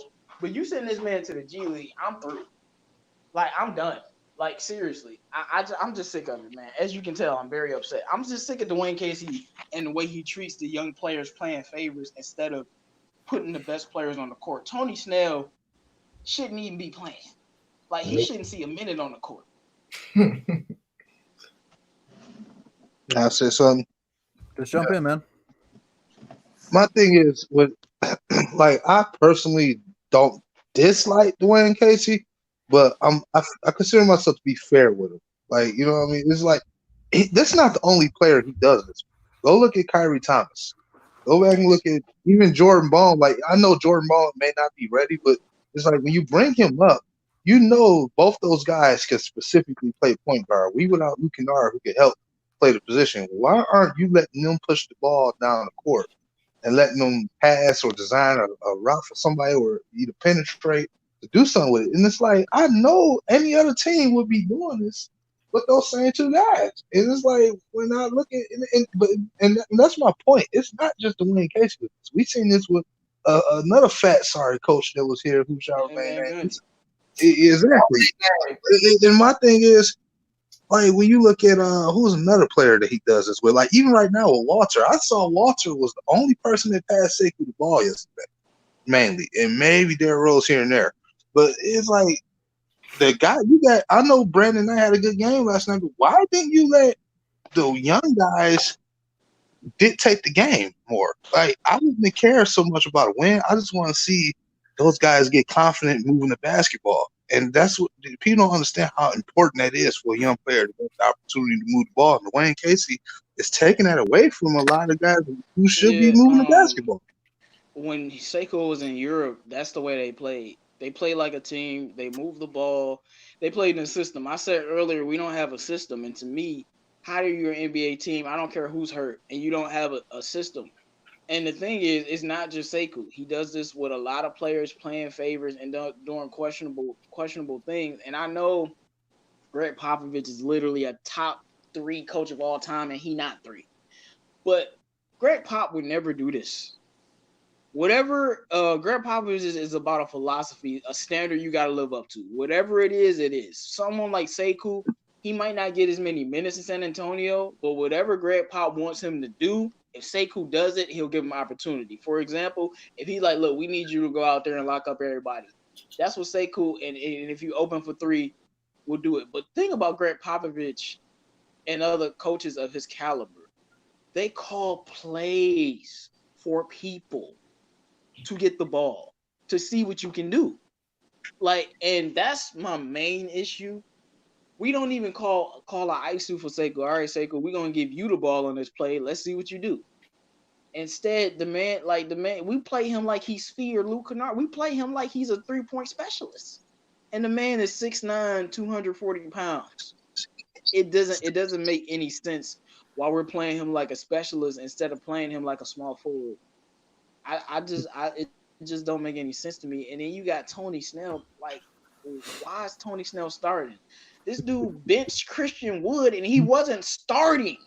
And Christian Wood had to come in the media like, I definitely feel like I should be starting. Of course you should. And I know Dwayne Casey did all this stuff with the Raptors, but all I seen my man do was get constantly swept by LeBron except for 1 year. I'm just sick of him living off a clout of what he did in the past. When he's come to the Pistons, he has not been doing what he did with the Raptors. When we had Blake, Andre, and Reggie, and we were healthy, we barely made the AC. Last year, we only made the AC because Blake was 3rd team All-NBA, and Luke Kennard and Andre handled business down the stretch. We cannot let Dwayne Casey live off this past clout that he's had with the Raptors. We have to judge him by what he's done with the Pistons, and it hasn't been that stellar of a job. Hey, 313, I wanted to add on to what you're saying. It really sounds like Dwayne Casey is another a successful version of Luke Walton mixed with Alvin Gentry. He just can't make up his mind. I'm not trying to go against the brother. I'm just calling it what it is. He doesn't have any chemistry with his players, it seems. For him to make that comment about Sekou, who do you think he is anyway? Ron O'Neal, Superfly? Like he Mr. Mac Daddy? He tried to tell him to go get some girls and get some tail and where's my bitches and all that shit. I mean, like I'm calling a spade, man. Come on, you gotta go out there in the media and say that you're a head coach. You gotta have that prestige image, man. You gotta be for your players. That's why I said if this doesn't work out, I'm gonna tell you a coach who will fit this all right. Mark Jackson. He developed the Warriors. Will we relieve the black ball or what? Man, I'm telling you, Mark Jackson, he's the one. He's the one for about 10 NBA teams. Yeah. If you look at the official quote, it's not as mean or as bad as we would like interpret it. But there's no way. I don't care how nice you say it. There's no way you should. When I told them, I've never heard any coach in any sport in my entire life tell a player he need to be going out and getting some girls. And like he was saying it from a perspective that he wants them to have fun. He wants them to enjoy basketball. I get that, but you don't have to mention him going out and partying, bro. Like what? And it don't make sense. And I just feel like a lot of Pistons fans is allowing him to live off what he did with the Raptors. And since he's been here, he hasn't done anything with the Pistons. The biggest red flag, forget Sekou. How could you bench Christian Wood? How could you not start Christian Wood? How? What are you thinking? the man. What? I'm so done with this, man. Christian Wood is balling. How is he not starting? It was only one game. I don't care, bro. How do you not start Christian Wood? There's no excuse. You know why he didn't do it, right, JMO? Did you hear the quote? He said he didn't start him. What did he say? He said he didn't feel like he was ready to guard Giannis yet. Bro, I'll smack you in your face. No. Instead of guarding Giannis, you gonna make Sekou guard Giannis. So you're telling me I don't care how good Sekou is defensively. You want the 6'9" rookie to guard Giannis, but you don't want Christian Wood to go. I should slap you. I should slap the taste out your mouth. Well, hold on, JMO. He didn't have Sekou guard him.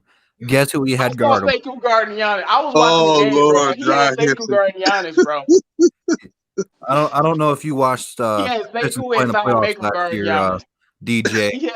He had Thon Maker guarding in the playoffs. Oh Lord! Dunked on left and right.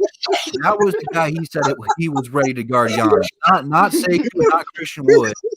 He started Thon Maker against Giannis. You know, I got a name. I got a name for Thon Maker. Everyone, I got a name for Thon Maker. His new name is Gone Maker. Because he's already gone. He's not gonna make anything of use. Gone Maker. No, we call him Thin Mister. Thin Mister. Thon Shaker. Look, I know that Brother's gone. Started on Giannis, but he did put Sekou on Giannis. And I know how good Sekou is defensively. You can't freaking guard Giannis. Are you crazy? Like, Giannis cooked him. Like, what do you expect? But I don't want to hear nothing. Is that Drew? You should have told me he said that. That's what he said? Yeah, that's what he said. That was the quote. He's not ready to guard Giannis. So the rest of the league not ready to guard Giannis. But you going to put Thon Maker and your rookie on him. And I know Sekou's probably the best defender on the team. Bro, like, I know you got to throw him to the fire, but, like, he can guard LeBron. He can guard, Kawhi. He can't guard a dude who's bigger, faster, and stronger than him. Not at this point. Like, you shouldn't have told me he said that. He said I can't, man. So I guess Thon Maker was ready to guard Giannis when he bounced off of him in the playoffs like a trampoline. When Giannis did his flying tomahawk, which I don't call it, I call it a tomahawk because that's pretty much what it looks like. He's got the basketball. Hey, somebody said John Beeline is available. At this point, I take him.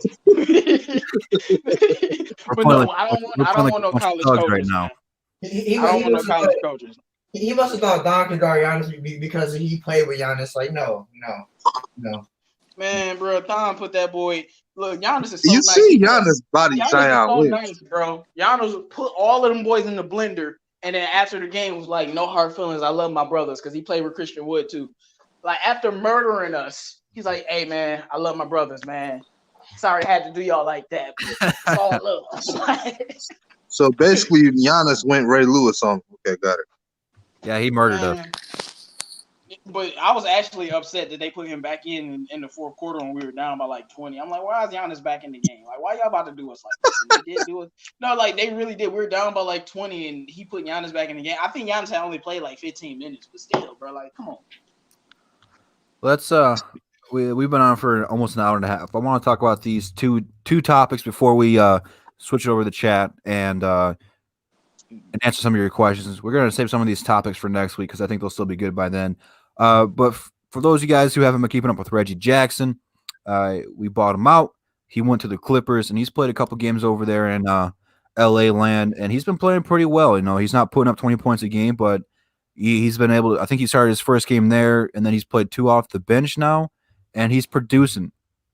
DJ, man, I don't know how much you watch the Clippers since you're a Lakers fan. What does it mean for the Clippers to get a guy like Reggie, who he's played for the Thunder? He's got some playoff experience with them.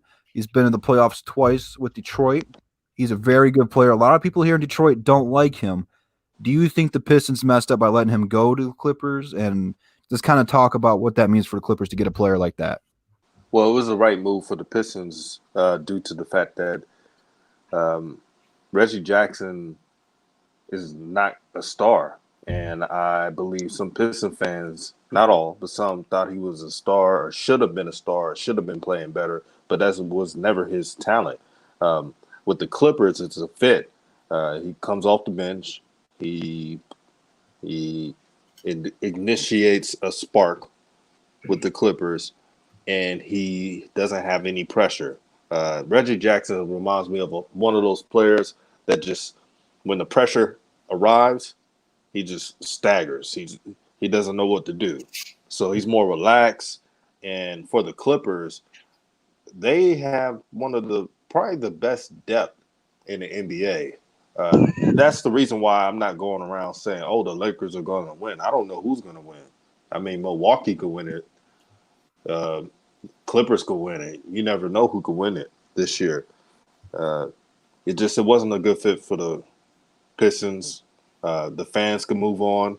Reggie Jackson could move on, and in due time, which I believe, the Pistons will have their franchise point guard, and I predict the Pistons to make the playoffs next year. The only person that could ruin the Pistons not being as successful is Casey, of course, Dwayne Casey, politicking. But that's just another topic for another day. And we'll definitely talk about that on another day because that's like you said, man. He's the only guy stopping the Pistons from getting to where they need to be. Nomis, man, I know you like Reggie. You were one of the few people here in the DSA and who got on YouTube and talked positively about Reggie. Do you think the Pistons messed up by letting him go? Obviously, his contract was the only thing that I didn't like about him.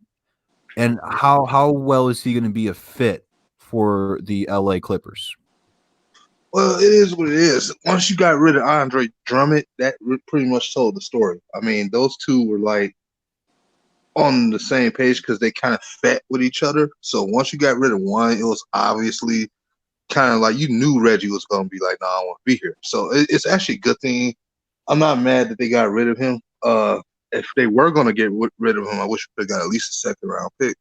But anyway, uh, for the Clippers, though, he's in a perfect situation now. He's adding the extra scoring that they can have off the bench, as we know what Reggie's always been about. He's been a scoring guy. I don't know where all of a sudden him trying to play this defense coming from, but okay. Yeah, he's providing them a spark. That's going to help them a lot in the playoffs. At the end of the day, whether you like him or not, he did actually play very well in the playoffs when he was just the last playoffs we had. So that's something that they can look forward to. I don't know if he's going to be a long-term option for him, probably, but for right now, I think it's the perfect situation for them. For us, we got to get all the majority of all the big contracts up with the session of Blake. Now it's about to know how we replace him. My issue is never getting rid of Reggie. It's not like I wanted to keep him forever.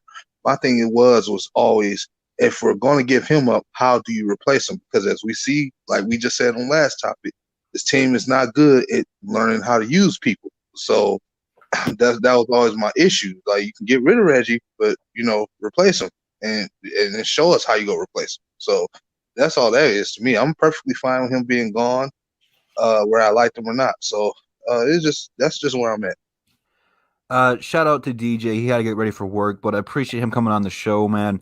JMO was on his show talking hoops with him. What was it, last week? Be sure to go subscribe to that guy, man. He doesn't have a whole lot of subscribers. I believe he's at like 400 or 500 subscribers. Go check him out, man. He knows his hoops. I appreciate him and Dr. Doom for coming on the show with us. If you guys want to come on the show, you can hit me, JMO, Noam, or Carl all up on Twitter, and we can get you on the show if you want to be on the show. But appreciate those two fellas for rocking out with us today. Yeah, his channel is DJ's Raw Uncut Truth. If you want to subscribe, man. But yeah, man, thanks for him coming on the show, man. We had a good show with him as always, and Dr. Doom, man. We love to get the subscribers on, to talk the show with us, man. Make sure you guys like the video if you haven't liked the video already, man. Free Smoke Saturday continues. Jim, I'm going to continue this one with you, man, because it was your topic to talk about. How do you feel about the Clippers getting Reggie? Did the Pistons mess up by letting him go? I'll let you take away with that. Well, I brought this topic up because after Reggie had a nice little game off the bench, your I'll call them your Reggie Pro fans was like, oh, see, Pistons fans, look at what he's doing. Man, look, Reggie Jackson is not a starting point guard.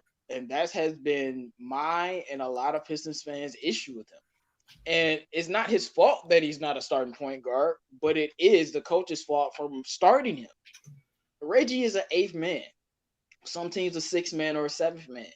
He's playing well with the Clippers because he's coming off the bench. The bench is Reggie's normal position. He's not a starting point guard in this league. And he's a shooting guard that plays point guard and he can pass the ball, so they think he's a point guard, but really he's one of those undersized two guards. And that's my thing with Reggie. I think he'll be good with the Clippers, but that's because he'll be playing in his natural role as a backup. And that was always my issue with him is he was our starting point guard and he never should have been. I'm not going to say we had too many alternatives because Brandon Jennings got hurt, but that was the problem, and that's always been the problem. It's never he sucks or he's garbage or anything like this. He's not a starting point guard. And if he is, he definitely not for the Pistons. Or I can't see him starting on really any team unless they had a worse point guard. There's probably some teams out there with worse guys than Reggie, but that's always been the issue with Reggie. He's not a starting point guard. If he was, then we would have kept him and he would have been better. His contract was big, but on the Clippers, all he had to do was come off the bench, score some points, dish out a couple assists, and play his role. But he's only going to be playing 15, 20 minutes a game. When they get into the playoffs, I don't know if he'll be in the rotation. He might be in the rotation if they go with a 10-man rotation. Then, yeah, he'll be in the rotation, but he's good. He's good for them for what they need him for. But the Pistons needed him for a lot more. We needed him to make Andre Drummond a better player. We needed him to be a star for us, and he just wasn't a star. But I do get annoyed at the Pistons fans who love Reggie Jackson trying to gloat about how good he's playing with the Clippers when he's not starting for them and he's playing in his natural role. Come on, y'all. He's only playing like 20 minutes a game. Right, like let it go. He's not a starter. He's a solid player. He's supposed to be coming off the bench. He's supposed to be like a Dennis Schroeder. That's Reggie Jackson. That's what he's supposed to be. But it is what it is, man. I don't got no hard feelings, man. I'm just glad he's off the team because you know, it's more opportunity for the young guys. We got a super chat from DJ, man. Oh my goodness. Hey, I saved this for the big super chat. That is a big dick super chat right there, man. Thank you, DJ, for the $9.99. I appreciate that. Thank you for coming on. You didn't have to do that, but I greatly appreciate it. Truck payment should be pretty close to getting paid off with all these super chats we're getting today. So appreciate you for coming on. We'll have to have you on again. I'll have to hop on your show, man, and show you some love over there. So go subscribe to DJ if you have not already. So thank you again for coming on. He said he'll be back on next Saturday. Hell yeah, that's what I'm talking about. That's what I like to see. Yeah, man, make sure you guys go subscribe to that man channel, man. That's a good brother. I've been rocking with him for a couple years during YouTube. Before we started this show, the first show I was ever on, besides being on, you know, with Man Beast and the crew. First actual show I was on was with him and the other, you know, a couple other guys just talking basketball, talking about Lonzo, man. You definitely welcome to come back on the show any Saturday you want to, man. That's a good brother right there. Thanks for the super chat, man. Always supporting, man. Speaking of next Saturday, this will be on JMo's channel, so you're going to want to subscribe to JMo and catch it on over there. So me and JMo should be alternating weeks, so that way we can get JMo some views, get him some subscribers, and really talk basketball over there and bring a wider audience to the show. So go subscribe to JMo. His link's in the description with all DSA members, so you can go subscribe to Gnome and CA3. Their links are also in there as well. But CA3, man, how about you? Oh, real quick, we got another one from Joey, man. It was his birthday yesterday. He sent a $4.99 donation. Says my super chat works as well. Appreciate you, Joey. Appreciate everyone watching with us and sending the super chats left and right. It's been a good day. But CA3, man, what are your thoughts about Reggie, the Clippers, and the Pistons? You know, Reggie.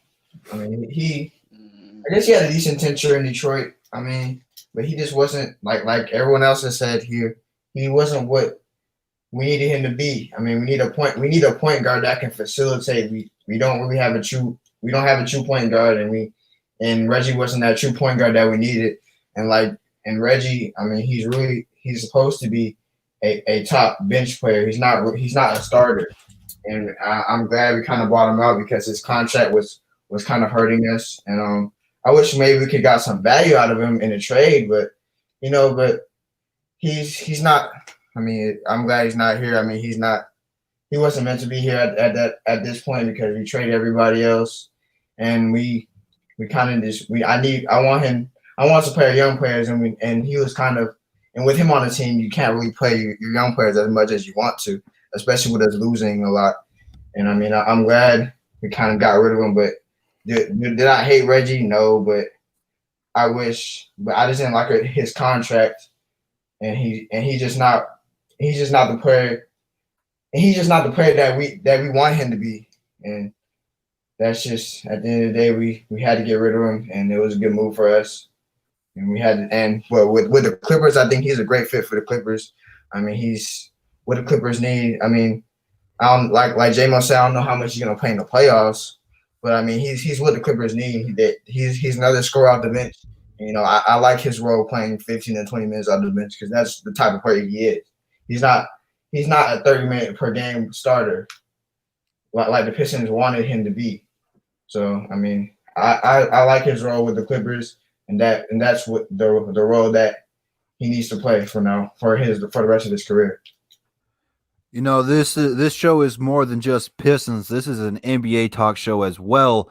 And I really want to start transitioning into stuff outside of the Pistons because the Pistons are not a playoff team this year, even though mathematically they still could.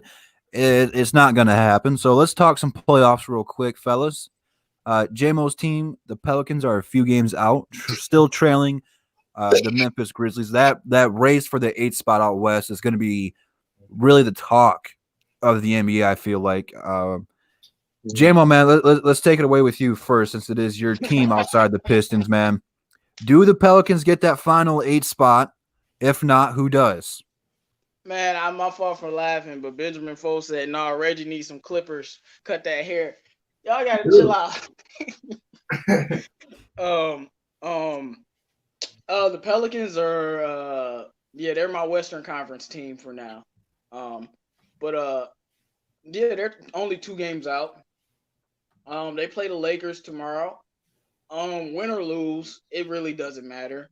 I mean, winning, of course, there'll be 1 game out, but win or lose, they're gonna make the playoffs. Memphis, what?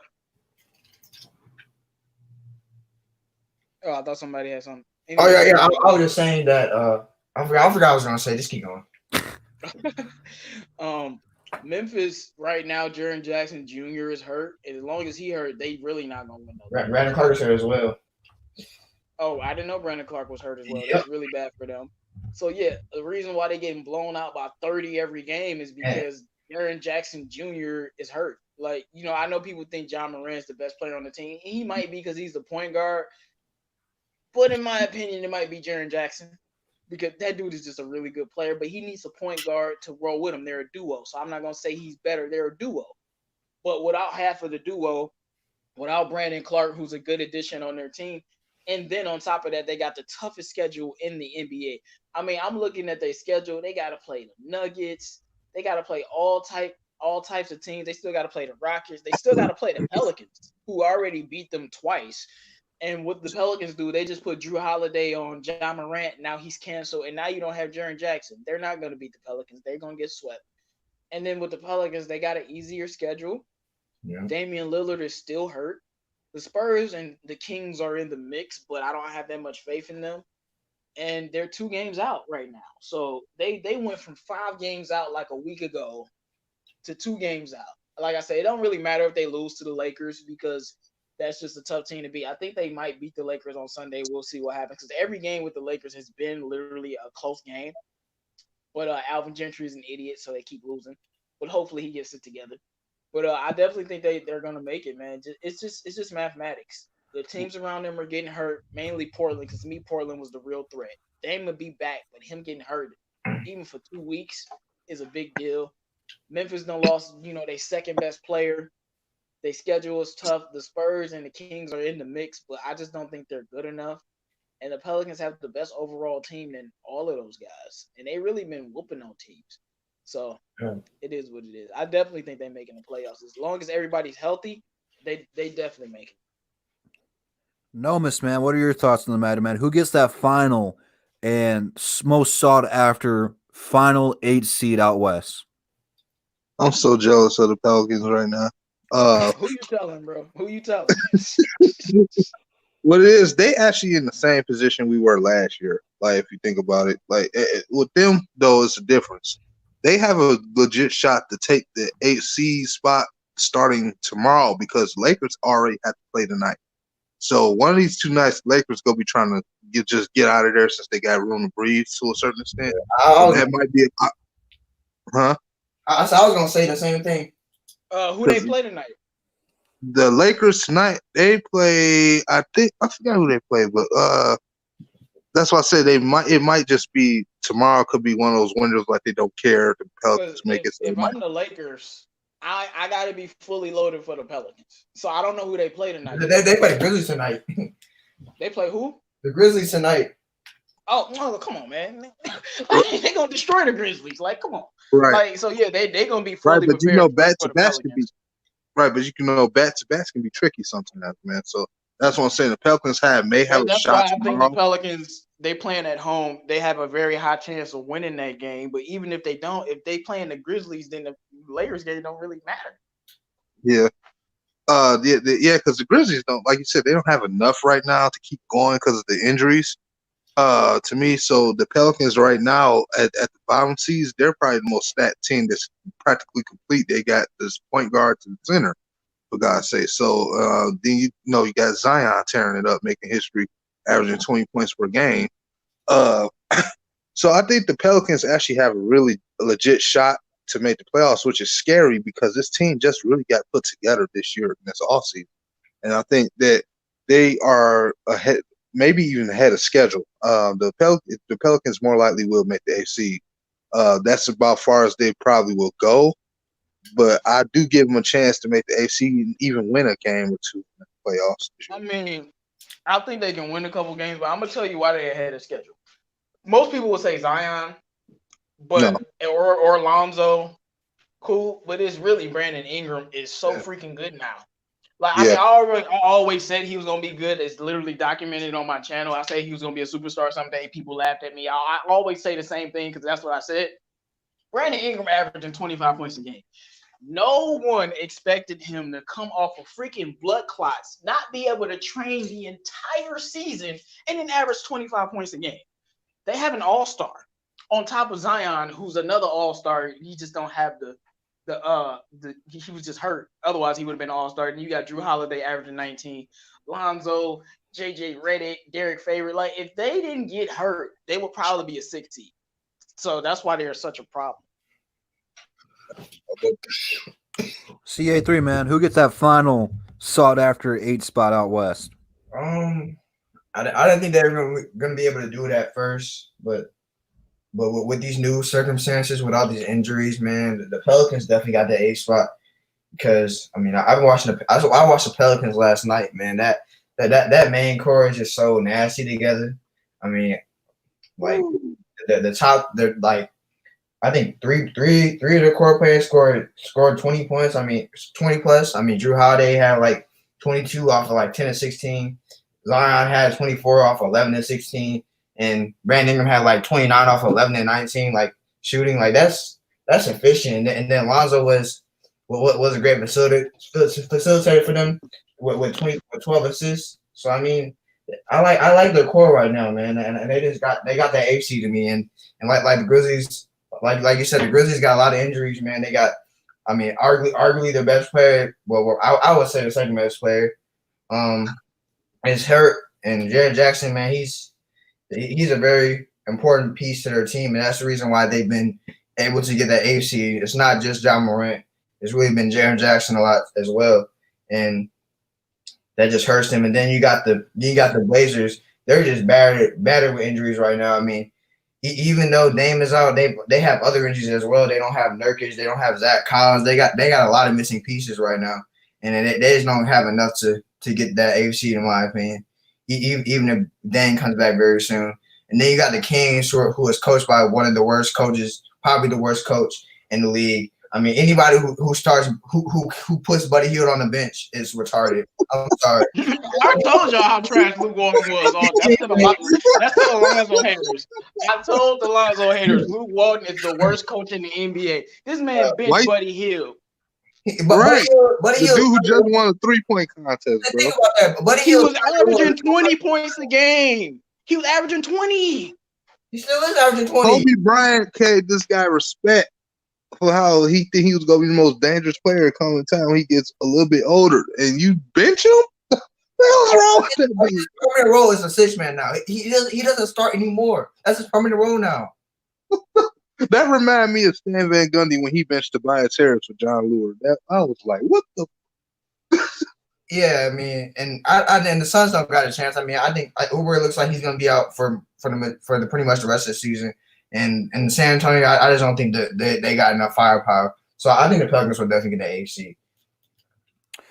Before we open it up for the people to answer us some questions or answer their questions, however you would word that, let's end this one with a topic that seems to be catching some steam. I thought it was going to be unanimous, but apparently people think it's a closer race, especially with James Harden throwing some shade at Giannis, saying he wished he was 7 foot tall because all he would have to do is dunk as well to get whatever you want to say. I don't remember the quote.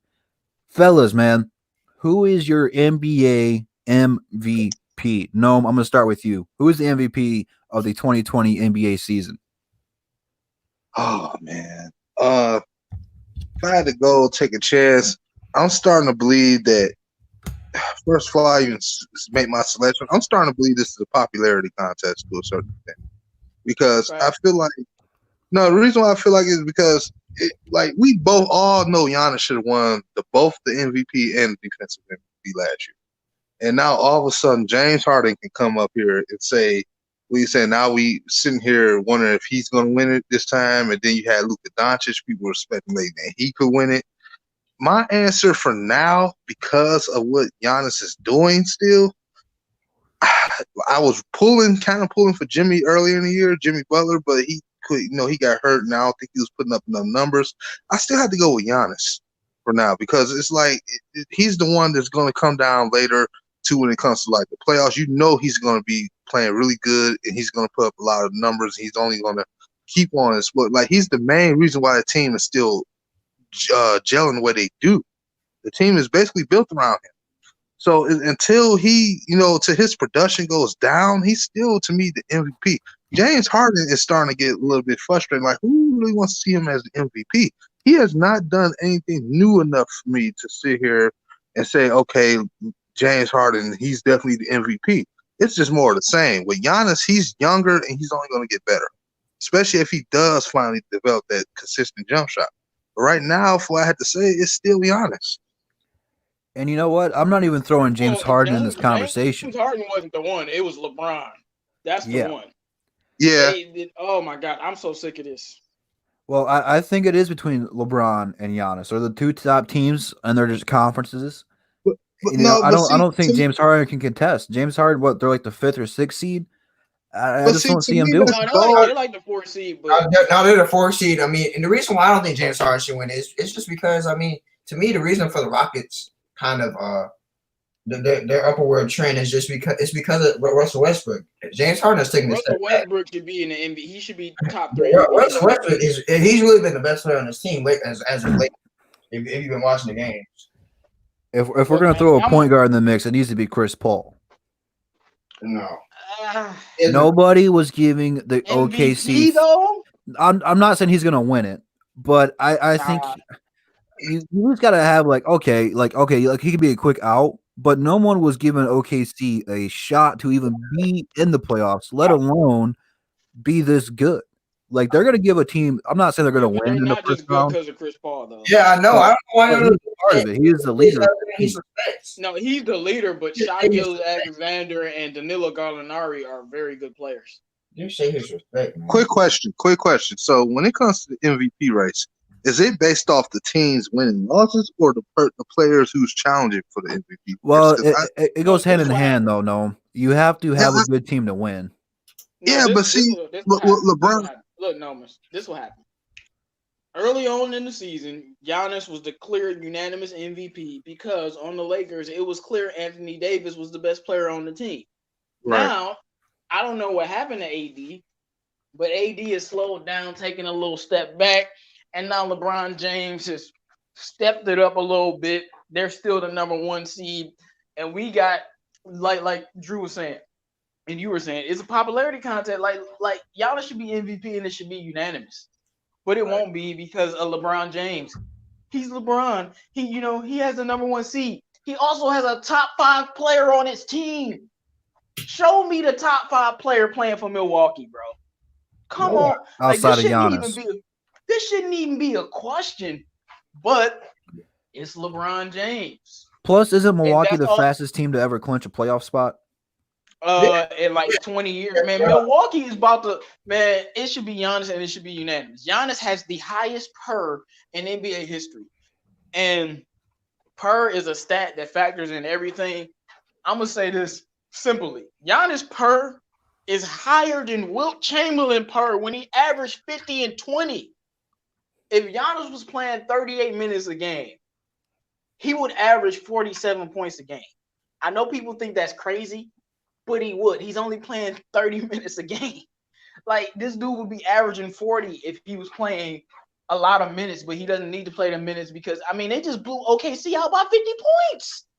And Chris Middleton wasn't even playing. Danilo Gallinari wasn't playing either, but no Chris Middleton. Blew them out by 50. Giannis played like 25 minutes. Giannis played 27 minutes and dropped 32 points that quick. Bro, he's averaging 30, 13, and 6. Highest PER in NBA history. His team is about to win 70 games. The best player in the league, I won't say he's the best offensive player, but put together, he's a better two-way player. He's the best two-way player. Like, this shouldn't be a combo because LeBron, he's on the Lakers. Like do Anthony Davis not exist no more? Like, he got another superstar on his team. Plus some bigs that know how to get it done. Like, and then people will say, well, the Bucks have a whole team around them. The Lakers don't got a whole team around them. Just because the Clippers are overwhelmingly stacked doesn't mean the Lakers got a squad. Because all I heard was without Giannis, the Bucks still win. No, they lost to the Pacers without Giannis. But when the Lakers don't have LeBron, they lose. I remember watching the Lakers blow out OKC in OKC by 10 without LeBron and Anthony Davis. I don't want to hear that. They got a squad. But like I said, it's only a conversation because the media just loves LeBron James so freaking much. Like, oh my, like, this should not be a combo. 30, 13, and 6. His team about to win 70 games. Like, and what? They still got Eric Bledsoe on the spot. Wait, no one. Like, come on, man. Like, this is ridiculous. It should not be a discussion. But so, it is one. Are we at the DSA? Are we going to make Giannis anonymous? Is everyone going Giannis? Yeah. I love LeBron James, but he's not a top 3 MVP candidate in my opinion right now. And the other reason why I would give him the MVP because he's the best defender right now, and that's in the race. You can't. It's hard to. I know this a little separated. I know Kawhi is a better player on offense, but Giannis, to me, is now the best two-way player, and Kawhi will be second. The man is a monster on both ends of the court, and unlike Kawhi, he averages 6 assists. Like, he passes. Like, he's a great passer too. Like, he literally a LeBron without the jump shot, and he's shooting better from 3. There's this stat: LeBron, Anthony Davis, and Giannis outside of 10 feet. Giannis shoot 35%, LeBron shoot 35%, and AD shoot 36%. I'm gonna say it again. Outside of 10 feet, he shoots the same percentage as LeBron James. So when people talking about he can't shoot, well, I guess LeBron can't shoot either. And it's not on LeBron hate either, because I like LeBron, but he shouldn't even be in the combo. Anthony Davis should cancel him from any MVP conversations, just like he did with Steph and Clay, just like it's doing. Steph and KD, just like it's doing with Russ and James Harden. I feel like Westbrook should be number 2. I know y'all know how much I love him. I'm not being biased. Westbrook should be like number 2 in MVP vote. Like what he doing with Houston right now, bruh, it's crazy. But is it James Harden possible don't even look like the best started player a on the little team. late, though, to get this way? You said what? I said though, but for Westbrook, isn't it partially due to because he did kind of start up the season for the most part real slow, and then now he just started like the last week or more, and then kind of getting his wind back. I don't know what you mean. No, I'm saying like Westbrook wasn't quite. He was playing good. Like I ain't gonna say he was playing bad to start the season, but he wasn't playing to me like Westbrook. Like I know Westbrook played till. I mean, he was. He just stepped it up. Right. He just stopped taking. So he stopped taking so many threes and just kept going to the rim. I mean, Right. it's a hard adjustment playing with James Harden, man. You gotta put that in perspective. Yeah, man. He had to adjust playing with Harden, man. Yeah. Because like Westbrook be in the corner just sitting there looking dumb. James Harden be cooking, probably hit a step back three in your face. So he had to get used to that. But now, because I remember Jay Williams, I'm sure y'all know who that is. He was saying it's not supposed to be like Batman and Robin, because that's how I was looking with Westbrook and Harden. It's supposed to be like Batman and Superman. And now they look like Batman and Superman, him and Harden. They both dropping 30 and you can't do nothing about it. That's why I'm like, people are sleeping on the Rockets. Like, seriously. Wouldn't work. They got 2 MVPs. You can't show me any team that had 2 MVPs that didn't win a championship. And I'm just being 100. I think they're championship contenders, man. What I've been seeing, man, is And they are, but they're not gonna get the credit, man. They're not gonna get the credit. When they knock off one of them LA teams, it's gonna be funny. If they face the first round, man, that's a tough match for the Clippers, man. I'm sorry, man. Hey, JMO. Yeah. What day is it? Free Smoke Saturday. Free Smoke Saturday. This is the peeps' time to shine in the chat. If you got a question for us, go ahead and drop it down there. We'll answer a couple before we wrap it up. We've been on for 2 full damn hours. It's been flying by. We had a lot of talk about today. So if you guys got a question for anybody in the chat, go ahead and drop it in there, man. We'll answer it to the best of our ability. It flew by pretty quick because we had a full panel. You know, we ain't used to having a full panel like that. So thanks for everybody that joined the show, man. Drop all your questions, whether it's about the NBA, whether it's about the Pistons, anything you got, man. And again, while we're waiting for some people to put down that in the chat, next week's Above the Rim will be on JMO's channel. So you want to go subscribe to JMO, and it'll be over there, man. And don't forget to subscribe to DJ, one of our guests today, man. He do have a channel, does some good work over there too. So don't forget to subscribe to him and watch his content. Here we go. First one of the day. Uh-oh. What do you got, JMO?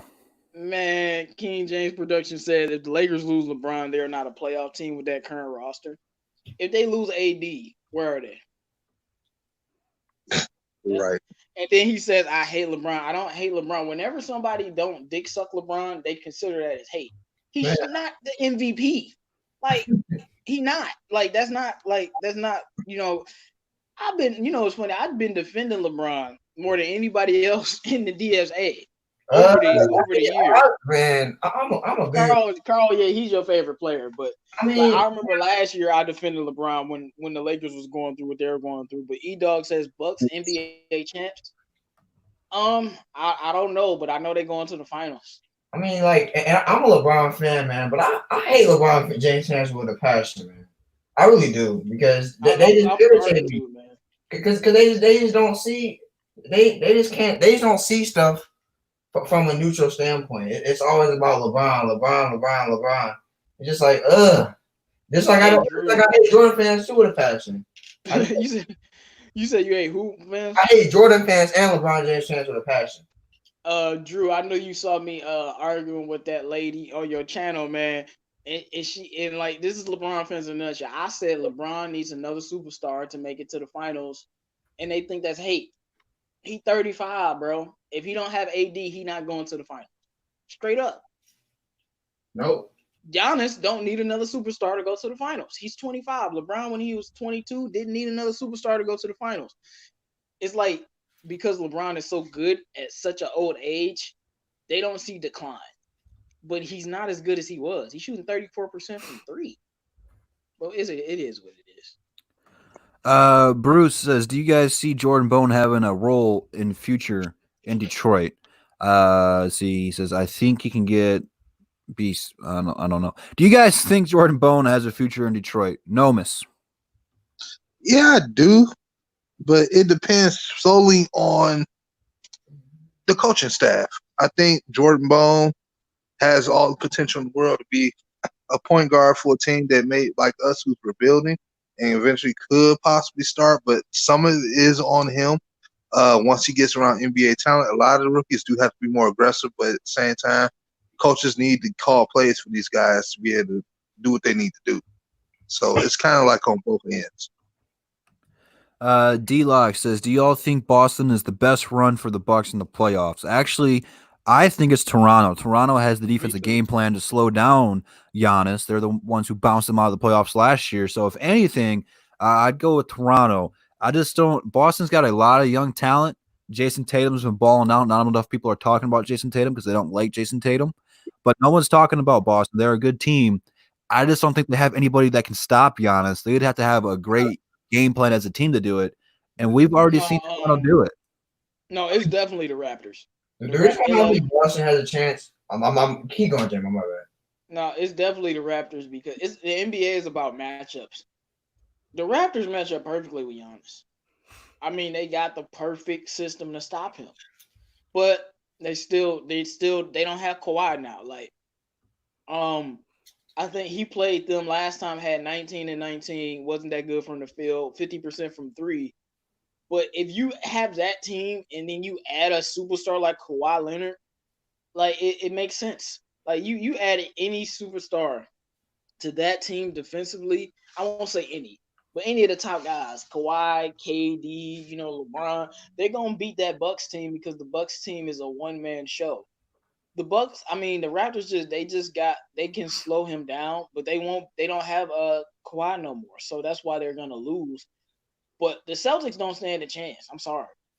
You can't beat the Bucks without a bench and without a center. And they don't have a bench and they don't have a center.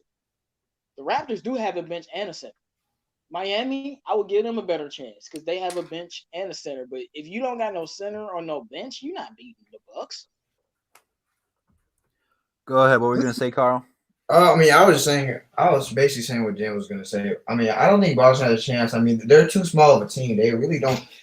I mean, they don't have any centers. They don't play any centers really. I mean, they really play a bunch of power forwards at center. They play Daniel Tice and Grant Williams at center mostly. I mean, you just really don't got the chance when guarding Giannis. And then, I mean, I think the Raptors probably had the best chance because I mean. They played the Bucks before and they got experience beating the Bucks before, and they match up with the Raptors. I mean, they match up with the Bucks perfectly because they kind of know how to scheme against Giannis, and they got the players to do it for. Then they got the players to do it with, and I think Miami has a chance as well, but Miami hasn't been playing well as of late. But I think they'll step it up in the playoffs though. Hey, instrument of praise. We answered that question, I don't know, 15, 20 minutes ago. J-Mo said yes. I think pretty much everyone said yes to the Pelicans making the playoffs. So we've been on for 2 hours, man. It flew by. We're going to go ahead and wrap this thing up with final thoughts. Again, next week's going to be on J-Mo's channel. We still had a lot of stuff we didn't get to today, so I'm sure most of that's going to carry over to that show. We do got a question. What's up? We do got a question, but it ain't worth answering. No, I'm kidding. It says, would you keep Brandon Knight? No. I think that's pretty unanimous. Pistons fans, don't be fooled. Don't be fooled. There's Reggie Jackson all over again. Do not be fooled. I mean, I just he can blow open layups somewhere else, man. So, Nomus, man, what are your final thoughts on today's show, man? What do you got to plug for us today? Well, first of all, shout out to the two gentlemen again that were on the show, Dr. Doom and DJ. Again, if you haven't subscribed to DJ, please go to his channel and subscribe to him again. It was a good show, man. We had a lot to talk about today, involving the Pistons and other several topics, man. So at this point, like I said before about the Pistons, what they have to do is to call plays for the young guys, man. Hopefully last night's win was actually a confidence booster for them, which is why I was actually kind of happy we won, because technically Phoenix has more talent overall than we do right now. Definitely right now. So for them to be able to pull that out, although Derrick Rose had a lot to do with it, it was still a good thing. And Svi made a very nice pass in the second quarter, a bounce pass that was slick as heck, by the way, yesterday. I don't know if any of y'all caught it. It was like 50-something, 30-something seconds on the clock in the second quarter, but it was a cool pass he made. But anyway, we go see what happens with the team, and, free agency off the record for another sport we all talk about is a couple weeks away. So we just go see what happens, man. Y'all stay safe out there, man. Be blessed, and shout out to everybody on the panel with me, and subscribe to all of us, and may God bless. Appreciate you coming on, Noam. CA3, man, what are your final thoughts on today's show? It was finally good to be back. Nice talking about basketball. I love this game. And thanks for all the people who watched and liked the video. I'm just glad to be talking basketball with you guys, man. And that's all I gotta really say. Thanks for coming on as well. Heart of the City 313 JMO, man. You're gonna be hosting the show next week. Appreciate you coming on. What are your final thoughts on today's show? I want to talk to everyone who, if you came in the show late or something, you're gonna want to rewind to where we were talking about Sekou, and I let Dwayne Casey have his Free Smoke Saturday energy. You definitely going to want to hear that. But big shout out to Dr. Doom, one of our subscribers, coming on the show. If you want to come on the show, as we say a million times, hit us up on Twitter. My Twitter name is 313JMO. I think Detroit Drew is Detroit Drew. Nomis J. That's his name on Twitter. So hit us up on Twitter if you guys want to join the show. Big shout out to my boy DJ's Raw and Cut True for joining the show, man. He brings a different perspective because he's not a Pistons fan. He's a Lakers fan, but he does know his basketball. It was good. I think we had a very great show today. Make sure you guys like the video. But as Drew said, the show will be on my channel next week. Free Smoke Saturday again, as always. But it might be a shorter show, maybe on like an hour and 20 minutes or something like that. But I think it was a great show, man. And I just hope that Dwayne Casey doesn't ruin any of these young players and just lets them play. And I'm with Nomis a bit because I do think we needed to win. I'm not going to say I'm happy that we won, but through all this losing, you got to win some games here and there just to know that you can win a game. Because, like, if you're losing all the time, you probably think you can't win. So that's why, it's not like we're going to get that many wins throughout the season. So it was good for a confidence booster. I like what I'm seeing from Svi and Christian Wood. Obviously, don't be fooled by Brandon Knight. He is a scrub, and he will forever be a scrub. Stop talking to me about some Brandon Knight, bro. Like, the dude is a scrub. Like, don't be fooled. Like Steve Nash says, he's a bona fide scrub. For real, man. Like, don't be fooled, man. Don't be fooled. Like, please. But shout out to all my Pistons fans, man. We've been going through a lot with the Pistons, but hopefully we get a top 3 pick and we can get Anthony Edwards or LaMelo, maybe Killian Hayes, get somebody in the Pistons building that can really change us for the future and help us to get closer to winning that championship that we haven't reached in over a decade, man. It's your boy 313JMO. Appreciate you guys rocking with us today. For everyone who came on the show, shout out to DJ, shout out to Dr. Doom. He ended up sounding like Dr. Doom. That was kind of funny. But you guys are the real MVPs, man. We almost had like 70 people in here at one time, and you guys came out throughout the day. So appreciate you guys rocking with us. Be sure to check out the description. All DSA member links are in the description. We got the Lions content for you guys Tuesdays and Thursdays. NFL draft will be here before we know it. We got a live show coming for that. And also we will have the draft for the Pistons coming on here as well. We'll try to get some big names coming in for that one. So a lot of things are coming for Above the Rim and the DSA in general. So you're going to want to stay tuned. Even though the Pistons suck, we still bring that content for you guys day in and day out. So thank you guys for rocking with us. Again, next week's on JMO's channel. Be there. We got a lot more to talk about we didn't get to today. So, we got it coming for you guys. So thanks again for rocking with us. We'll see you guys on JMO's channel next Saturday. Peace. DeAndre ate me